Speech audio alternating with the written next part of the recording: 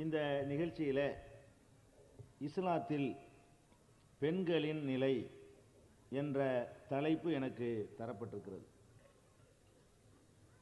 இந்த தலைப்பு ஏன் தரப்பட்டிருக்கிறது என்று சொன்னால், இன்றைய நவீன யுகத்திலே இஸ்லாமிய மார்க்கத்திற்கு எதிராக பிரச்சாரம் செய்யக்கூடியவர்கள் முக்கியமான பிரச்சனையாக கையில் எடுப்பது, இஸ்லாத்திலே பெண்களுக்கு போதுமான சுதந்திரம் இல்லை, அவர்களுடைய நிலைமை மிகவும் பரிதாபகரமாக இருக்கிறது என்பதைத்தான் தங்களுடைய பிரச்சாரத்திற்கு சான்றாக எடுத்துக்காட்டி கொண்டிருக்கிறார்கள். அதை விவரமறியாத நம்முடைய சமுதாயத்தைச் சேர்ந்தவர்களும் அது உண்மைதான் என்று நம்பக்கூடிய ஒரு பரிதாபகரமான நிலையும் நாம் பார்க்கிறோம்.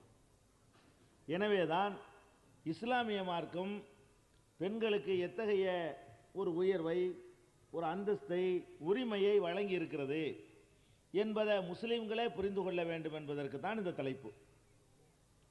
இஸ்லாத்தில் பெண்களின் நிலைமையை தெரிந்து கொள்வதற்கு முன்னால் நபிகள் நாயகம் ஸல்லல்லாஹு அலைஹி வஸல்லம் அவர்களுடைய காலத்திற்கு முன்னால், இந்த இஸ்லாமிய மார்க்கம் உலகத்திற்கு வழங்கப்படுவதற்கு முன்னால் உலகத்திலே பெண்கள் எப்படி நடத்தப்பட்டார்கள், இதை நீங்கள் எல்லாம் தெரிந்து கொள்ள வேண்டும். இஸ்லாம் என்ற ஒரு பாக்கியம் வரல என்று சொன்னால் பெண்களுடைய நிலையை பேசுவதற்கு கூட நாதி இருக்காது. அவ்வளவு மோசமாக இந்த உலகத்தில் பெண்கள் நடத்தப்பட்டார்கள். உயிருடனே பெண் குழந்தைகளை புதைத்ததை நீங்கள் எல்லாம் அறிவீர்கள். அன்றைய காலத்து மக்கள் பெண் குழந்தை பிறந்து விட்டது என்று சொன்னால் பெரும்பாலானவர்கள் அதை உயிரோடவே புதைத்து விடுவார்கள். அவ்வளவு மோசம் பெண்களுடைய நிலைமை. வாழ்வதற்கு கூட உரிமை கொடுக்கப்படவில்லை. அது மாத்திரமில்லாமல் ஒரு பெண்ணுக்கு பல கணவர்கள். நமது நாட்டில் மாத்திரமல்ல, உலகம் முழுவதும் நபிகள் நாயகம் ஸல்லல்லாஹு அலைஹி வஸல்லம் காலத்திற்கு முன்னால் ஒரு பெண்ணுக்கு பல கணவர்கள் இருக்கக்கூடிய ஒரு மோசமான நிலைமை இருந்ததை பார்க்கிறோம். நபிகள் நாயகம் ஸல்லல்லாஹு அலைஹி வஸல்லம் அவருடைய காலத்திற்கு முன்னால் பெண்களை மதத்தின் பெயரால், பக்தியின் பெயரால் அவர்களை ஆடல் பாடல் கேளிக்கைகளிலே ஈடுபடுத்தி ரசிக்கக்கூடியவர்களாக இருந்தார்கள். ஆண் வர்க்கம் இருந்தது. அதுவும் ஆன்மீகத்தின் பெயராலேயே இந்த கொடுமைகள் எல்லாம் நிகழ்ந்தன. பெண் என்று பிறந்துவிட்டால் அவள் தன்னுடைய பெயரில் ஒரு சல்லி காசை கூட சொத்தாக வைத்திருக்க முடியாது. உலகம் முழுவதும் உள்ள நிலைமை. பெண்களுக்கு சொத்துல எந்த உரிமையும் கிடையாது. அவர்களே உழைத்து சம்பாதித்தால் கூட அதுக்கு அவர்கள் உரிமையாளர்கள் இல்லை. அவர்கள் திருமணம் ஆகிற வரைக்கும் பெற்றோரை சார்ந்திருக்க வேண்டும். பெற்றோருக்கு தான் அவளுடைய சொத்து பத்தி எல்லாம் உடைமையாகும். திருமணம் ஆன பிறகு கணவனை சார்ந்திருக்க வேண்டும். அவர்கள் பெயரில் எந்த விதமான பொருளாதாரமும் இருக்கக்கூடாது என்று உலகமெல்லாம் எழுதி வைக்காத ஒரு சட்டமாக இதை அமுல்படுத்தி கொண்டிருந்த காலம். பெருமானார் ஸல்லல்லாஹு அலைஹி வஸல்லம் அவர்கள் அந்த காலத்தில் தான் இந்த இஸ்லாமிய மார்க்கத்தை உலகத்துக்கு அறிமுகப்படுத்துறாங்க. பெண்கள் சொன்னால் அவங்க படிக்கக்கூடாது, பெண்கள் சொன்னால் அவர்கள் மக்களுக்கு போதனை செய்யக்கூடாது, பெண்கள் சொன்னால் அவர்கள் பிறருக்கு அறிவுரை சொல்லக்கூடாது என்றெல்லாம் வெறுமனே ஒரு போகப் பொருள். சுருக்கமாக சொல்ல போனால், ஆடு மாடுகளில் எப்படி ஒரு மனிதன் ஒரு உடைமையாக, ஒரு பொருளாக கருதி கொண்டிருப்பானோ அதுக்கு நிகராகத்தான் பெண்கள் நடத்தப்பட்டு வந்தார்கள் பெருமானார் ஸல்லல்லாஹு அலைஹி வஸல்லம் காலத்திற்கு முன்னால். இஸ்லாம் இந்த உலகத்திற்கு வந்த பிறகு கூட இஸ்லாம் நுழையாத பகுதிகளில் இப்படித்தான் நடத்தப்பட்டார்கள். இஸ்லாம் இந்த உலகத்திற்கு வந்த பிறகும் கூட நீங்கள் பார்க்கலாம். ரொம்ப தூரத்துக்கு போக வேண்டாம். நமது நாட்டில் ஒரு 50 ஆண்டுகளுக்கு முன்னால் என்ன இருந்தது என்று பாருங்கள். வெள்ளையர்கள் கடுமையான சட்டங்களை போட்டு இந்த பெண்களுடைய உரிமையை பாதுகாத்திருக்காவிட்டால் அவர்களுடைய நிலைமை 50 வருஷத்துக்கு முந்தைய அப்படித்தான் இருந்துச்சு. இன்னைக்கு பெண் உரிமை இஸ்லாத்தில் இல்லைன்னு பேசுறாங்களே. வெள்ளையர்கள் சில சட்டங்களை போட்டாங்க. இல்லை என்று சொன்னா, புருஷன் இறந்துட்டான்னு சொன்னா அவனை கொண்டை கொளுத்துற நெருப்புல கொண்டாட்டி கொண்டே தள்ளுவாங்க. கேட்டா அவளா உடன்கட்டை, எவளும் ஏறமாட்டா, அப்படி சொல்லிக் கொள்வார்கள். அவளை கொண்டை அலங்காரம் செய்து, புருஷன் போன பிறகு நீ எப்படி வாழ்றது இந்த உலகத்தில் என்று அவர்களை கொண்டு போய் நெருப்புல கொண்டை உயிரோடு கொளுத்தினார்கள். 50 வருஷத்துக்கு முன்னாடி இந்தியாவில். 1000 வருஷத்துக்கு முந்தைய உள்ள காட்டு மிராண்டி காலத்தை நான் சொல்லலை. வெறும் 50 வருடத்திற்கு முன்னாடி இந்த நாட்டில் நடந்த நிகழ்வுகள் இதெல்லாம். அதே மாதிரி ஒரு சில பகுதியில் கொளுத்துனாங்க. வேறு சில பகுதியில் என்ன நடந்துச்சு இந்த நாட்டில் 50 வருஷத்துக்கு முன்னாடி என்றால், பெண்ணு விதவை ஆயிட்டான்னு சொன்னால் கொளுத்த மாட்டாங்க. அவ்வளோ கொடுமை செய்யக்கூடாதுங்கிறதுக்காக வேண்டி அவள் புருஷனை இழந்தவுன அவளுக்கு மொட்டை அடித்து கூழாங்கற்களில் படுக்க போடுவாங்க. பாய் மெத்தை தலையணைகள்லாம் யூஸ் பண்ணக்கூடாது. கூழாங்கற்களை பொடி பொடி கற்களை போட்டு அதன் மேலே தான் வெளியில் படுக்க வைப்பார்கள். தலையை மொட்டை எடுத்து விடுவார்கள். அவள் அலங்கரித்துக் கொள்ளக்கூடாது, சீவக்கூடாது, சிங்காரிக்கக்கூடாது, இன்னொரு கல்யாணம் செய்யக்கூடாது என்பதற்காக வேண்டி இப்படி காலமெல்லாம் அவள் சித்திரவதை செய்யப்படக்கூடிய, வெட்ட வெளியிலே போடப்படக்கூடிய காட்சிகள் எல்லாம் இந்த நாட்டிலே கூட 50-60 வருடங்களுக்கு முன்னால் நடந்திருக்கு என்று சொன்னால் இப்போ பெண்களுடைய நிலைமை எப்படி இருந்திருக்குன்னு பாருங்க. இதுக்கெல்லாம் எந்த போராட்டம் யாரும் பண்ணாம, எந்த புரட்சியும் பண்ணாம இஸ்லாம் அதுவா வழியே வந்து இந்த உரிமையை கொடுத்திருக்கு. பெண்கள், முஸ்லிம் பெண்கள் வந்து இவங்க 50 வருஷத்துக்கு முன்னாடி கூட இந்த நாட்டில் உள்ள பெண்கள் பெற முடியாத உரிமைகளை எல்லாம் 1400 வருஷத்துக்கு முன்னாடி கேட்காமல கொடுத்த மார்க்கம் இஸ்லாம். 1400 வருடம் அந்த காலத்து காட்டு மிராண்டி கொண்டு சொல்றாங்களே, அந்த காலத்திலேயே பெண்களுக்கு வந்து ஏராளமான உரிமைகளை இஸ்லாம் கொடுக்குது. இன்னும் அவ்வளவுக்கு போக வேணாம். இந்த 20ஆம் நூற்றாண்டில் கூட பெண்களுக்கு இன்னும் வழங்காம இருக்கிறாங்களே, அந்த உரிமைகளையும் இஸ்லாம் 1400 வருஷத்துக்கு முன்னாடி கொடுத்துருச்சு. என்ன உரிமை இல்லை? இந்தியாவில் தமிழ்நாடு உட்பட 3 மாநிலங்களில் மட்டும்தான் பெண்களுக்கு சொத்துரிமை இருக்குது. 3 மாநிலங்கள்லாம் இருக்குது. இந்தியாவில் உள்ள ஏனைய மாநிலங்கள்ல இந்த 20ஆம் நூற்றாண்டில் கூட பெண்களுக்கு சொத்துரிமை இல்லை. தகப்பன் சொத்திலிருந்து மகளுக்கு உரிமை இல்லை, சகோதரன் சொத்திலிருந்து சகோதரிக்கு உரிமை இல்லை. இப்படி இந்த நாட்டில் கூட 20ஆம் நூற்றாண்டில் கூட இன்னமும் பெண்களுக்கு சொத்தில் உரிமை இல்லை என்ற தாத்தா சொத்து பேரனுக்கு என்று அப்படியே ஒரே அமுக்கு அமைக்கிறாங்க. வேற யாருக்கு எந்த சொத்தும் கிடைக்காது. இன்றைக்கும் பெண்கள் வஞ்சிக்கப்படக்கூடிய காட்சியை நீங்க பாக்குறீங்க. ஆனா 14 நூற்றாண்டுக்கு முன்னாடி இருந்த இஸ்லாம் வந்து பெண்களுக்கு தகப்பன் சொத்துல உரிமை, மகன் சொத்துல உரிமை, கணவன் சொத்துல உரிமை, சகோதரன் சொத்துல உரிமை, இப்படி எல்லா துறை தரப்பிலிருந்தும் சொத்துரிமை பெற்று வரக்கூடிய காட்சியை நீங்க பாக்குறீங்க. திருமணம் முடிக்கிறார்கள் பெண்கள். திருமணம் முடித்த பிறகு புருஷனை பிடிக்கல, குடிகாரனா இருக்கிறான், செலவு கொடுக்கறது இல்ல, சித்திரவதை பண்றான், நோயாளியா இருக்கிறான், ஆண்மை இல்லாம இருக்கிறான், அவனோட வாழவே முடியாது. என்ன சொன்னார்கள்? இன்னைக்கு வரைக்கும் என்ன சொல்லிக் கொண்டிருக்கிறார்கள்? கல்லானாலும் கணவன், புல்லானாலும் புருஷன், அவன் எப்படி இருந்தா என்ன, அவ்வளவுதான் அவன் தலையெழுத்து, அவனோடவே இருக்க வேண்டியதான். அவனுக்கு ஆண்மையே இல்லாட்டாலும் சரி, அவன் வந்து குடிகாரனா இருந்தாலும் சரி, உன்னை அடித்து சித்திரவதை பண்ணாலும் சரி, அதை தாங்கிக் கொண்டு இருக்க வேண்டும் என்றுதான் இன்றைக்கு வரைக்கும் சொல்லிக் கொண்டிருக்கிறார்கள். பெண்களுக்கு விவாகரத்து உரிமை உலகத்தில் எங்கும் கொடுக்கப்படவில்லை. 14 நூற்றாண்டுக்கு முந்தி பொம்பளைக்கு விவாகரத்துனா கற்பனை பண்ண முடியுமா? நபிகள் நாயகம் ஸல்லல்லாஹு அலைஹி வஸல்லம் அவர்கள் கொண்டு வந்த அந்த புரட்சியின் மூலமாக 1400 வருஷத்துக்கு முன்னாடி இஸ்லாம் என்ன கொடுக்குது? பெண்களே, உங்களுக்கு உங்கள் கணவர்களை பிடிக்கவில்லை என்று சொன்னால் விவாகரத்து செய்து கொள்ளலாம், பிரிந்து கொள்ளலாம், உங்களுக்கு விருப்பமான ஒரு கணவரை தேர்ந்தெடுத்துக் கொள்ளலாம் என்று சொன்ன ஒரு மார்க்கம் இன்றைக்கு கூட சொல்வதற்கு எவனுக்கும் திராணி இல்லை. அதை அன்னைக்கு 1400 வருஷத்துக்கு முன்னாடியே சொன்ன ஒரு மார்க்கம் எப்படிப்பட்ட ஒரு நெறி உங்களுக்கு கிடைச்சிருக்குன்னு யோசிக்கணும். இஸ்லாமிய மார்க்கம். நபிகள் நாயகம் ஸல்லல்லாஹு அலைஹி வஸல்லம் அவர்களிடத்தில் ஒரு பெண்மணி வருகிறார். வந்து, அல்லாஹ்வுடைய தூதரே, என்னுடைய கணவருடைய நடத்தையில் நான் குறை காணவில்லை, அவர் என்னை நல்லபடியாகத்தான் நடத்துகிறார், ஆனாலும் அவரோடு நான் வாழ்ந்தால் நான் நிராகரிப்புக்கு போய்விடுவேனோ, தப்பான பாதைக்கு போய்விடுவேனோ என்று பயப்படுகிறேன் என்று சொல்கிறார். புருஷன் மீது கணவனுக்கு எதிராக நபிகள் நாயகம் ஸல்லல்லாஹு அலைஹி வஸல்லம் அவர்கள்ட்ட வந்து ஒரு அம்மா வந்து கம்ப்ளைண்ட் பண்றாங்க, புகார் கொடுக்குறாங்க. என்ன புகாரு? என் கணவரோட வாழ்றேன், அவருடைய குணமெல்லாம் நல்லா இருக்குது, ஆனா அவரோட வாழ்ந்தால் நான் கெட்டு போயிடுவேன். இல்லற வாழ்க்கையில் அவர் வந்து கரெக்டா இல்லைன்னு விளங்குது. குணம்லாம் நல்ல குணம் தான், ஆனால் அவரோடு நான் வாழ்ந்தால் நான் வந்து தப்பான வழிக்கு போய்விடுன்னு அஞ்சுகிறேன் என்று அந்த அம்மா சொல்றாங்க. உடனே நபிகள் நாயகம் ஸல்லல்லாஹு அலைஹி வஸல்லம் அவர்கள் தருத்தீன ஹதீகத்தஹு, அவரை உனக்கு மகராக கொடுத்த அந்த தோட்டத்தை திருப்பி கொடுத்து விடுகிறாயா கேட்கிறாங்க. ஓ, பேச கொடுத்துட்றேன், இருந்தாலும் வாழவே முடியலன்னு வந்த பொம்பளைக்கு இது பெரிய விஷயம் இல்லை. மகரா வாங்கியிருக்கிறாங்க அந்த அம்மா, தோட்டத்தை திருப்பி கொடுத்துட்றாயா? ஓ, கொடுத்துட்றேன். உடனே நபிகள் நாயகம் ஸல்லல்லாஹு அலைஹி வஸல்லம் அவர்கள் திருமணத்தை ரத்து செஞ்சிடறாங்க. அப்ப நீ மனைவியும் இல்லை, அவர் புருஷனும் இல்லை, இந்தாப்பா உன் தோட்டத்தை வாங்கிக்க, அவளை ரிலீஸ் பண்ணி விட்டுரு, உனக்கு அவளுக்கு எந்த சம்பந்தம் இல்லைங்கிறாங்க. எவ்வளவு உரிமைன்னு பார்த்தீங்களா? 20ஆம் நூற்றாண்டில் கூட இப்படி இந்த நாட்டில் உரிமை கொடுத்துருக்காங்க, கொடுக்கல, இன்னைக்கு கூட கொடுக்கல. மேலை நாடுகளில் கூட இல்லை. பெண்களுக்கு விவாகரத்து உரிமை வந்து கிறிஸ்தவ சமுதாயத்தில் இன்னைக்கு வரைக்கும் தடை இருக்குது. விவாகரத்து பேசவே கூடாது. அப்ப இன்னைக்கு வரைக்கும் அவங்க சமய ரீதியாக கொடுக்க முடியாத ஒரு உரிமையை 1400 ஆண்டுகளுக்கு முன்னாடி கொடுத்த ஒரு மார்க்கம். பெண்களுக்கும் ஆண்களுக்கு மாதிரியான ஆசைகள் இருக்குது, ஆண்களுக்கு மாதிரியான உணர்வுகள் இருக்குது, ஆண்களுக்கு மாதிரியான எதிர்பார்ப்புகள் இருக்குது. அது நிறைவேறலை என்று சொன்னா அவர்கள் விருப்பமான ஒரு வாழ்க்கையை தேர்ந்தெடுத்துக் கொள்ளலாம் என்று சொல்லக்கூடிய ஒரு மார்க்கம் இஸ்லாமிய மார்க்கம். இதுக்கெல்லாம் எந்த கஷ்டமாவது முஸ்லிம்கள் பண்ணாங்களா? போராட்டம் பண்ணாங்களா?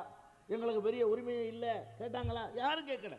கேட்காமலே இது இறைவனுடைய மார்க்கமாக இருக்கிறதுனால, அவன் தான் 2 பேரையும் படைத்திருக்கிற காரணத்தினால யார் யாருக்கு என்னென்ன கொடுக்கணும்னு அவன் கரெக்டாக யாரும் கேட்காமலேயே, புரட்சி பண்ணாமலே, போராட்டம் பண்ணாமலே, கோரிக்கை வைக்காமலே கொடுத்து விட்ட காட்சி நாம பார்க்கிறோம். அதே மாதிரி கல்வி கற்கிற உரிமை, மக்களுக்கு பிரச்சாரம் செய்கிற உரிமை, இதெல்லாம் வேதத்துக்கு தொடக்கூடாதுங்க. இன்றைக்கு போன வாரம் நீங்க பேப்பர்ல பார்த்திருப்பீங்க, இந்த நாட்டில் உள்ள ஒரு நீதிமன்றத்தில் பைபிள் படிக்கலாமா பெண்கள் சொல்லி ஒரு வழக்கு போடப்பட்டு, கிறிஸ்துவ பைபிளை மார்க்க சட்டப்படி பெண்கள் பைபிளை படிக்கக்கூடாதுன்னு சொல்லி நாகர்கோவில் செஷன்ஸ் நீதிமன்றத்தில் தீர்ப்பு வழங்கப்பட்டதை ஒரு வாரத்துக்கு முன்னாடி பார்த்தீங்க. ஒரு வாரம் தான் ஆச்சு. இந்த 20ஆம் நூற்றாண்டில் கூட பைபிள்ங்கிற ஒரு வேதத்தை கிறிஸ்துவ மதத்தில் உள்ள ஆண்கள் படிக்க முடியுமே தவிர பெண்கள் படிக்க முடியாது அப்படி சொல்லக்கூடிய நிலைமையை நீங்க பார்க்குறீங்க. உங்களுக்கு அப்படியா? மூமின்களை குர்ஆன் ஓத சொல்லுது இஸ்லாம். இஸ்லாம் என்ன சொல்லுது? ஆண்களும் ஓதுங்க, பெண்களும் ஓதுங்க. குர்ஆன்ங்கிற திருமறை குர்ஆனை ஆணும் ஓதலாம், பெண்ணும் ஓதலாம், ஓத வேண்டும் என்று வலியுறுத்துகிற மார்க்கம். பெண்கள் வேதத்தை கையில எடுக்கக்கூடாதுன்னு சொல்லியிருக்குதா? எந்த மதத்திலும் இன்னைக்கு வரைக்கும் கிடையாது. எந்த மார்க்கத்திலும் வேதம்ங்கிறது புனிதமானது, அதை ஆண்கள் தான் ஓத வேண்டும், அதிலையும் ஒரு உயர்ந்த குலத்தில் உள்ளவர்கள் தான் ஓத வேண்டும், எல்லோரும் ஓத முடியாது என்று சொல்லிக் கொண்டிருக்கிற நேரத்தில் இதுக்கெல்லாம் முன்னாடி பல 100 ஆண்டுகளுக்கு முன்னாடியே பெண்களை வேதம் படிக்க சொன்ன மார்க்கம் இஸ்லாம். இது எவ்வளவு பெரிய உரிமை, இது எவ்வளவு பெரிய கண்ணியம், இது எவ்வளவு பெரிய கௌரவம் பெண்களுக்கு. பெண் என்ற பிறப்பை இழிபிறவி அவர்கள் வேதத்தை தொடக்கூடாது, தொட்டா தீட்டா போயிடும் என்று சொல்லிக் கொண்டிருந்த ஒரு நிலைமையை மாற்றி எவ்வளவு பெரிய அந்தஸ்தை இந்த மார்க்கம் தந்திருக்குன்னு பார்க்கணும். திருமறை குர்ஆன் சொல்கிறது, ஒல் மூமினூன ஒல் மூமினாத்து பாலுஹும் அவுலியாவு பாலின். மூமினான ஆண்களும் மூமினான பெண்கள் ரெண்டையும் சேர்த்து சொல்றாங்க. மூமினான ஆண்களும் மூமினான பெண்களும் ஒருவர் மற்றவருக்கு உற்ற நண்பர்களாக இருக்கிறார்கள். அதோடு நிறுத்திக்கிறல. யஅமுருன பில் மஅரூஃப், ஒருவர் மற்றவருக்கு நன்மையான காரியத்தை எடுத்து சொல்கிறார்கள். வயன்ஹவுன அனில் முன்கர், தீமையான காரியத்திலிருந்து ஒருவர் மற்றவரை தடுக்கிறார்கள். குர்ஆன் சொல்கிறது. மூமினான ஆண்களும் சரி பெண்களும் சரி 2 பேருமே ஒருத்தர் அடுத்த ஆளுக்கு சொல்லணும், அடுத்தவருக்கு நல்லதை சொல்லணும், அடுத்தவருக்கு தீமையை தடுக்கணும்னு சொல்லுது. அப்ப ஆம்பளையும் நன்மை ஏவுற கடமை இருக்கிறது, பொம்பளைக்கும் நன்மை ஏவுற கடமை இருக்குது. தீமைகளை கண்டால் தடுக்கிற கடமை ஆம்பளைக்கு இருக்குது, பொம்பளைக்கு இருக்குது. இதுல என்ன விளங்குது? அப்ப தீமையை தடுக்கணும், நன்மையை ஏவணும்னு சொன்னா அதை பத்தி தெரிஞ்சிருக்கணும். நன்மை தீமையை தெரியாதவருக்கு ஏவ முடியுமா? இஸ்லாம் படிங்கன்னு சொல்றதெல்லாம் தாண்டி அடுத்த ஆளுக்கு சொல்லுங்கன்னு சொல்லுது. போதிக்கிற அந்தஸ்தை கொடுக்குது பெண்களுக்கு. படிங்கன்னா நீ படிச்சுக்கன்னு அர்த்தம். அடுத்த ஆளுக்கு சொல்லுன்னு சொன்னா அதுக்கு முன்னாடி படிக்கணும். என்னை போய் அடுத்த ஆளுக்கு சொல்லி கொடுக்க சொன்னா நான் முதல் படிக்கணும்ல. அடுத்த ஆளுக்கு சொல்லி கொடுன்னு இஸ்லாம் சொல்வதன் மூலமாக நீயும் படின்னு உத்தரவு போடுது, பிறருக்கு படிப்பித்து கொடு என்றும் சொல்கிறது.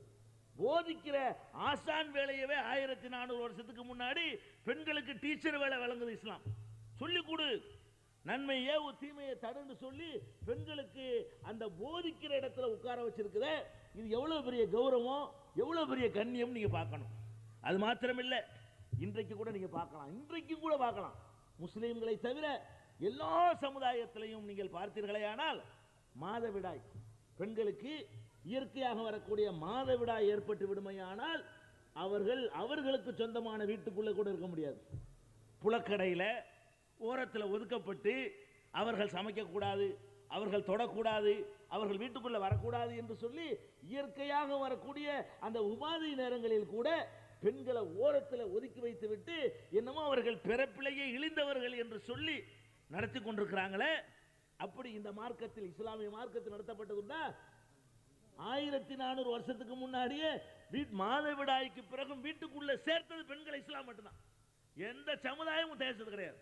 மாதவிடாய் வெளியே போறோம், மற்ற நேரத்துக்கு அனுபவிக்கிறதுக்கு தான் பெண்ணு தேவை. அனுபவிக்க முடியாத ஒரு உடல்நிலை ஏற்படும் பொழுது வெளியே தூக்கி போட்டுருவாங்க. அப்ப இந்த மாதிரியான ஒரு நிலைமை இருக்கும் பொழுது இஸ்லாம் என்ன செய்யுது? பெருமானார் ஸல்லல்லாஹு அலைஹி வஸல்லம் அவர்கள் மாதவிடாய் காலத்தில் மனைவியரோடு சேர்ந்து படுத்தே உறங்குவார்கள். குடும்ப வாழ்க்கையில் ஈடுபட மாட்டார்களே தவிர ஒரே படுக்கையில் படுத்து உறங்குவார்கள் என்றெல்லாம் நம்ம ஹதீசுகளில் பார்க்கிறோம். இதெல்லாம் இன்றைக்கு யூதர்கள் குறை கூறினார்கள். இந்த உரிமையை கொடுக்கும் பொழுது அதை கிண்டல் பண்ணினாங்க. அதையெல்லாம் பொருட்படுத்தாம இந்த உரிமையை இஸ்லாமிய மார்க்கம் தான் உலகத்துக்கு கொடுத்துச்சு. இன்றைக்கும் கூட பல சமுதாயங்களில் பல குடும்பங்களில் பெண்கள் வீட்டுக்குள்ள வர முடியாது. அவங்களுக்கு சொந்தமான அவங்க தகப்பன் வீட்டுக்கோ அவங்க புருஷன் வீட்டுக்கோ அவங்க அண்ணன் வீட்டில் இருந்தால் கூட வெளியெல்லாம் நிற்கணும்.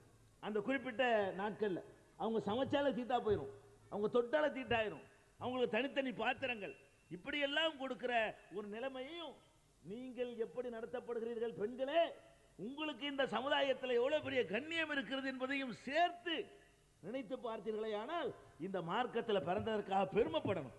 வெளியில பேசிக்கிறாங்க உரிமை உரிமைன்னு சொல்லுவாங்க, நாங்க தான் அதிக உரிமை கொடுத்துருக்கோண்டு. உள்ள நுழைஞ்சு பார்த்தா தெரியும் உரிமை யாருக்கு அதிகம்னு சொல்லி. இன்னும் சொல்ல போனால் சில மனக்குறைகள் பெண்களுக்கு இருக்குது. என்ன மனக்குறை?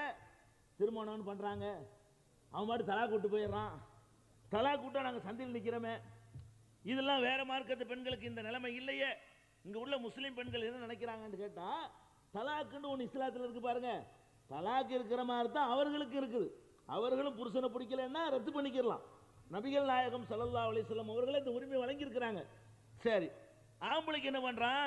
தலாக்குன்னு சொல்லிட்டு போயிடுறான். வேற சமுதாயத்தில் தலாக்கு இருக்குதா? வேற சமுதாயத்து பெண்கள் இந்த மாதிரி இருக்கிறாங்களா? எங்களுக்கு தானே தலாக்குன்னு விட்டு பெண்களை தெருவுலதுக்கு போட்டுறீங்க என்பது மாதிரியான ஒரு பிரச்சாரம் சாதாரண முஸ்லிம் பெண்கள்கிட்ட இல்லாட்டாலும் கொஞ்சம் அறிவு முத்தி போன பெண்கள்கிட்ட அப்படி நினைச்சிட்டு இருக்கிறாங்க. அறிவு முத்தி போன பெண்கள்கிட்ட இந்த கருத்து இருக்குது. ஒரு விஷயத்தை தாய்மார்களை நீங்க சிந்தித்து பார்க்க வேண்டும். தலாக்கு என்ற இந்த உரிமை ஆண்களுக்கு கொடுக்கப்பட்டது கூட பெண்களை பாதுகாக்கிறதுக்கு தான். விளங்கிக்கணும், பெண்களை பாதுகாப்பதற்கு தான் இந்த ஆயுதத்துக்கு இஸ்லாம் ஆண்கள்கிட்ட கொடுத்திருக்கே தவிர பெண்களை கொடுமைப்படுத்துறதுக்கா இல்லை. எப்படி பாதுகாப்பு? ஒவ்வொரு சமுதாயத்தை பெண்களையும் நீங்கள் பார்க்கலாம். புருஷனோட வாழ்க்கை நடத்துவாங்க, பிடிக்காது ரெண்டு பேருக்கு அடிக்கடி பிரச்சனை வரும். அவன் என்ன செய்வான்? விவாகரத்து பண்றான்னா கோர்ட்டுக்கு போகணும். கோர்ட்டுக்கு போய் வழக்கு போட்டு பல வருஷம் காத்துக்கிட்டு இருந்து எதுக்குற அந்த விவகாரம் அப்படின்னு மண்ணெண்ணையை தலையில ஊத்தி ஒரு தீக்குச்சியை கொளுத்தி ஸ்டவ் வெடித்து இளம்பெண் சாவு. நாளைக்கு வேற கல்யாணம் ஈஸியா பண்ணிட்டு போயிடுவான். எதுக்கு கோர்ட்டு, எதுக்கு விவாகரத்து, எதுக்கு வழக்கு? சிம்பிளா மேட்டரை முடிச்சிடலாம். அப்ப ஸ்டவ் வெடித்து இளம்பெண் சாவுல மாரியாத்தா காளியாத்தா வர்றால தவிர பாத்திமா ஆயிஷாவை காணோம். பாத்திமா ஆயிஷாவை பிடிக்கலன்னா தலாக்கு சொல்லிட்டு விட்டுறான், உசுரோடா விட்டுறான். வேற சமுதாயத்தில் மனைவியை பிடிக்கலங்கும் போது தீய வச்சு கொளுத்திட்டு ஸ்டவ் வெடிச்சிருச்சுங்கிறான். ஸ்டவ் வெடிச்சு இருக்க அப்படி செத்துக்கிட்டு இருப்பாங்களா? ஐஎஸ்ஐ முத்திரை வாங்கின ஸ்டவ் தான் வெடிக்குது, கேஸ் ஸ்டவ் தான் வெடிக்குதுங்க. அப்படிலாம் வெடிக்காது. நாடாளுமன்றத்தில் தாக்கல் செய்யப்பட்ட அறிக்கையிலேயே இதெல்லாம் கணவன்மார்களால் கணவன் குடும்பத்தாரால் கொல்லப்படுகிற பெண்கள், இயற்கையாக வெடிக்கிறது இல்லை. அதனாலதான் இளம் பெண்களா வெடிக்குவாங்க. எந்த ஸ்டவ் வெடிக்கும் பொழுதும் ஒரு 65 வயசு கிளை வெடிச்சதே கிடையாது. ஸ்டவ் வெடித்து இளம்பெண் சாவுன்னு இளம்பெண் தான் சாவுறாளே தவிர, ஏன்னா 65 வருஷத்துக்கு பிறகுலாம் தலாக்கு சொல்ல வேண்டியதோ விவாகரத்து அதெல்லாம் தேவையில்லை. ஒருத்தனுக்கு தேவையில்லாம போயிடும். 65 வயசு கடந்து போச்சு, இனிமே இவளை ரத்து பண்ணிட்டு இவளை காலி பண்ணி இன்னொரு கல்யாணம் பண்ண முடியும், அதனால அட்ஜஸ்ட் பண்ணிட்டு போயிடறான். எல்லாம் எங்க வெடிக்குதுன்னு கேட்டா 18ல ஆரம்பிச்சு 30க்குள்ள வெடிச்சிடும். அப்ப ஸ்டவ் எடுத்து இளம்பெண் சாவுன்னு போடுறீங்களே, இப்படி இந்த சமுதாயத்து பெண்கள் தீயில் வந்து செத்தார்களா? இல்ல. அப்ப வேற சமுதாயத்து பெண்கள் இப்படி சாவுறாங்க. அதனாலதான் முஸ்லீம்கள்ல விவாகரத்து விடப்பட்டவங்க முன்னாடி நிக்கிறா, அது கண்ணுக்கு தெரியுது. வேற சமுதாயத்தில் அங்க போயிடுறா, ஒரேடியா கணவனுக்கு பிடிக்கலன்னா வேற உலகத்துக்கு போயிடுறா, யாருக்கும் தெரியறது இல்லை. அதனாலதான் குறை சொல்றாங்களே தவிர அதைத்தான் விரும்புறீங்களா? அப்ப இந்த மாதிரி ஆம்பளைங்கிறவன் இந்த மாதிரி ஒரு கோபம் வறுமை இப்படிலாம் பண்ணிவிடுறான். அவன்கிட்ட பாதுகாக்கிறதா இருந்தா மூணு பிடிக்கேட்ட விட்டுட்டு போடா, வேற கல்யாணம் பண்ணிட்டு போயிடுவாங்க. அவளுக்கு நீ கொள்ற, அவனுடைய உயிரோட இதுக்கு விளையாடுற என்பதற்காகத்தான் அந்த தலாக்கு என்ற உரிமையை கூட இஸ்லாம் கொடுத்து பெண்களை காப்பாற்று. பிடிக்கலையா ரெண்டு பேரும் விளைவிக்க, இவளுக்கு பிடிக்காத அந்த வேலையை தான் செய்வான், அவன் தான் செய்யறான். இல்ல இவளுக்கே பிடிக்கல, விவாகரத்து உரிமையும் இல்லைன்னு சொன்னா ரெண்டு மாத்திரை தானுங்க. இவனுக்கு ஸ்டவ்ல இருக்கிற மாதிரி அவளுக்கு மருந்த மாத்திரையை கலந்து தீல கொடுத்தானே முடிஞ்சு வச்சுக்கத. படுத்தாரு காலையில் எந்திரிக்கலங்கிறீங்க, இல்லை எல்லாம் அப்படித்தான். பாதி கேஸ் இப்படித்தான். இல்லை நல்லா தான் படுத்தாரு, காலையில் எந்திரிக்கலன்னா என்ன அர்த்தம்? பாதி கேஸ் வேற மாதிரி கேஸ். அப்படி ஆளை காலி பண்ணி இருக்கிறாங்க பிடிக்கலங்க பொழுது. அவ பிடிக்காதவர்களை பிடிச்சி சேர்ந்து தான் இரின்னு சொல்வதற்கு அதை விட ஒரு பைத்தியக்காரத்தனம் கிடையாது என்று இஸ்லாம் கருது. பிடிச்சா வாழுங்க, பிடிக்கலே பிரிஞ்சுக்கிறங்க, நீனு பிரிஞ்சுக்க. இது ரெண்டு பேருக்குமே நல்லது. இதுல என்ன பெண்களுடைய உரிமை பறிக்கப்பட்டு போச்சு? பெண்களுடைய உயிர் காக்கப்படுது, உயிருக்கு ஒரு பாதுகாப்பு ஏற்படுது. அதைத்தான் இஸ்லாம் வந்து தலாக் என்று சொல்லியிருக்கே தவிர இதுல ஒரு கொடுமையெல்லாம் கிடையாது. இதுதான் விமர்சனத்துக்கு உரிய விஷயங்களா கருதப்படுது. அது போக பெண்களுடைய ஆடைகள், அடுத்தவர்களுடைய விமர்சனம் எங்க வருது? என்னையா போத்திக்கிட்டு ஆடை அணியும், என்ன இது ஆடை, முக்காடு போட்டு முழுசா மறைச்சிக்கிட்டு போறது, என்ன இது, என்ன இது காட்டு மிராடித்தனமா இல்லையா என்பது மாதிரியான ஒரு விமர்சனங்கள். அது வந்து நம்ம பெண்களையும் படித்த பெண்கள் சொல்லக்கூடியவர்களை பெரிய அளவில் அது கவருது. ஒரு விஷயத்தை நீங்க விளங்கிக் கொள்ள வேண்டும். நம்ம வாழக்கூடிய நாட்டில், இந்தியாவை உலகத்தில் எடுத்துக்கிறோம், நாடுன்னு வேண்டியதில்லை, உலகம் பூரா எடுத்துக்கொண்டீர்களே, ஆனால் ஆண்கள் பெண்கள் நீங்க பிரிச்சு பார்த்தா ஆணுடைய சுபாவத்திற்கும் பெண்ணுடைய சுபாவத்திற்கும் பெரிய வித்தியாசம் இருக்குது. ஆண்களை பொறுத்த வரைக்கும் அவர்கள் மேயக்கூடிய, அவர்களுடைய பார்வை வந்து மேயும், நல்லா இருந்தா அழகா இருந்தா திருப்பி திருப்பி பார்ப்பான், அதை ரசிப்பான். பெண்களுடைய சுபாவத்தில் அப்படி இல்லை, நீங்க பார்க்கலாம். அப்ப இன்னைக்கு ஒரு பெண்ணு வந்து மோசமான ஆடை எடுத்துறாள்னு சொன்னா அந்த ஆடை வந்து இவனை வந்து தப்பு செய்யறதுக்கு தூண்டுது. ஈவ் டீசிங்கிறான அது மாதிரி டீசிங் பண்றதுக்காக வேண்டி அவனை வந்து இழுக்குது.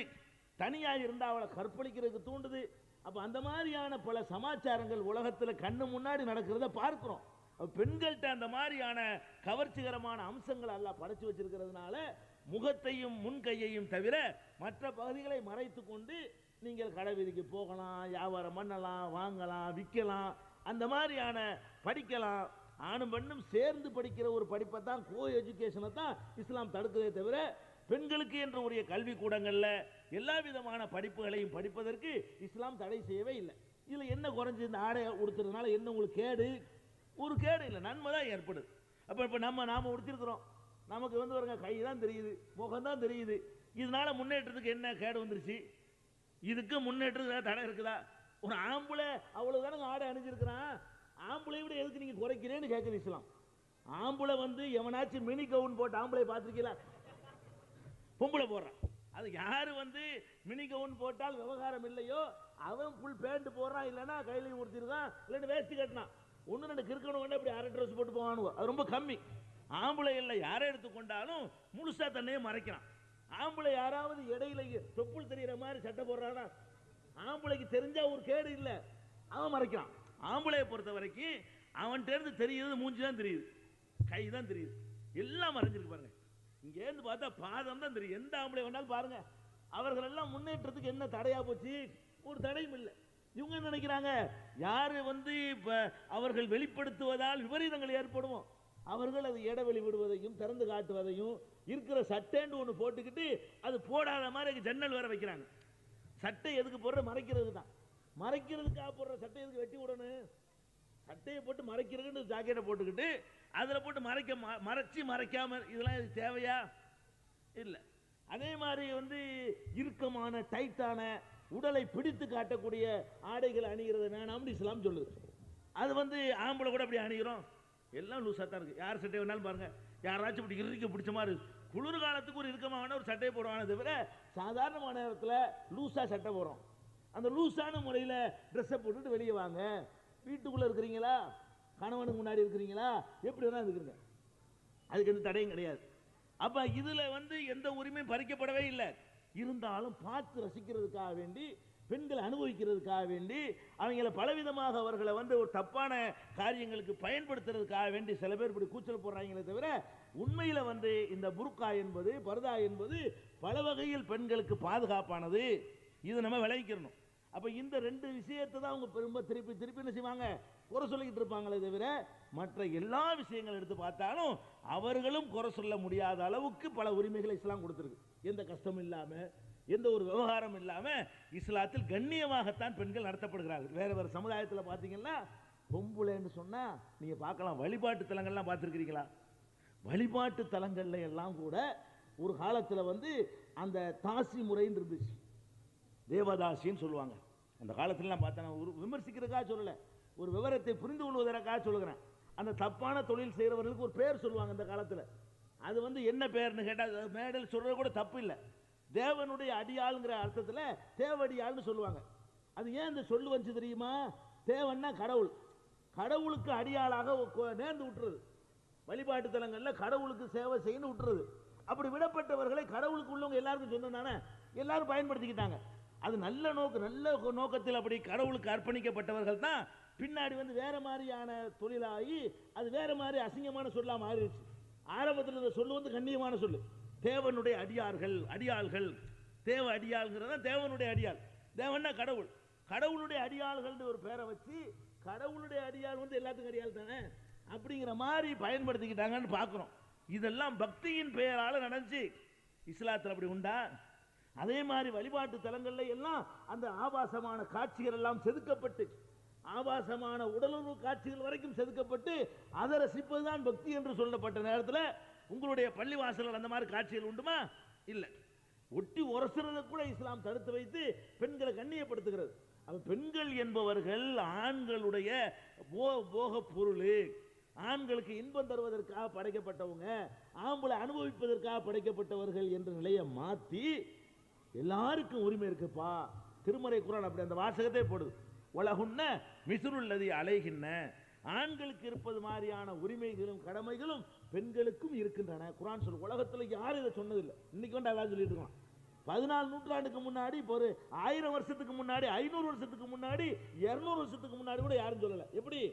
ஆண்களுக்கு இருப்பது மாதிரியான உரிமைகளும் கடமைகளும் பெண்களுக்கும் இருக்கின்றன. இன்னைக்கு தான் சொல்றான். நம்ம சொன்னதை 14 நூற்றாண்டுக்கு பிறகு திருப்பி சொல்லிக்கிட்டு என்னமோ அவன் தான் கொடுத்த மாதிரி பேசுறான். இது 1400 வருடங்களுக்கு முன்னாடி திருக்குர்ஆன் டிக்ளேர் பண்ண ஒரு முழக்கம். அதே மாதிரி ஹுன்ன லிபாசுல்லக்கும் அன்தும் லிபாசுல்லஹுன்ன, நீங்கள் அந்த பெண்களுக்கு ஆடையாக திகழ்கிறீர்கள், அந்த பெண்கள் உங்களுக்கு ஆடையாக திகழ்கிறார்கள். ஆடைங்கிறான்ல, ஆணையும் பெண்ணையும் பேசும் பொழுது உனக்கு அடிமையா இருக்கிறார் என்று சொல்லல. உலகத்துல எல்லா சமயங்களுமே கணவனுக்கு மனைவி அடிமைன்னு சொன்னாங்க. உலகத்துல எல்லா மார்க்கங்களையும் இன்னைக்கு 20ஆம் நூற்றாண்டுல உட்கார்ந்துக்கிட்டு பொருந்தக்கூடியதுன்னு வாதிடக்கூடிய திருக்குறள் அவர் கூட அப்படித்தான் சொல்றாரு. திருக்குறள் கூட என்ன சொல்றாரு?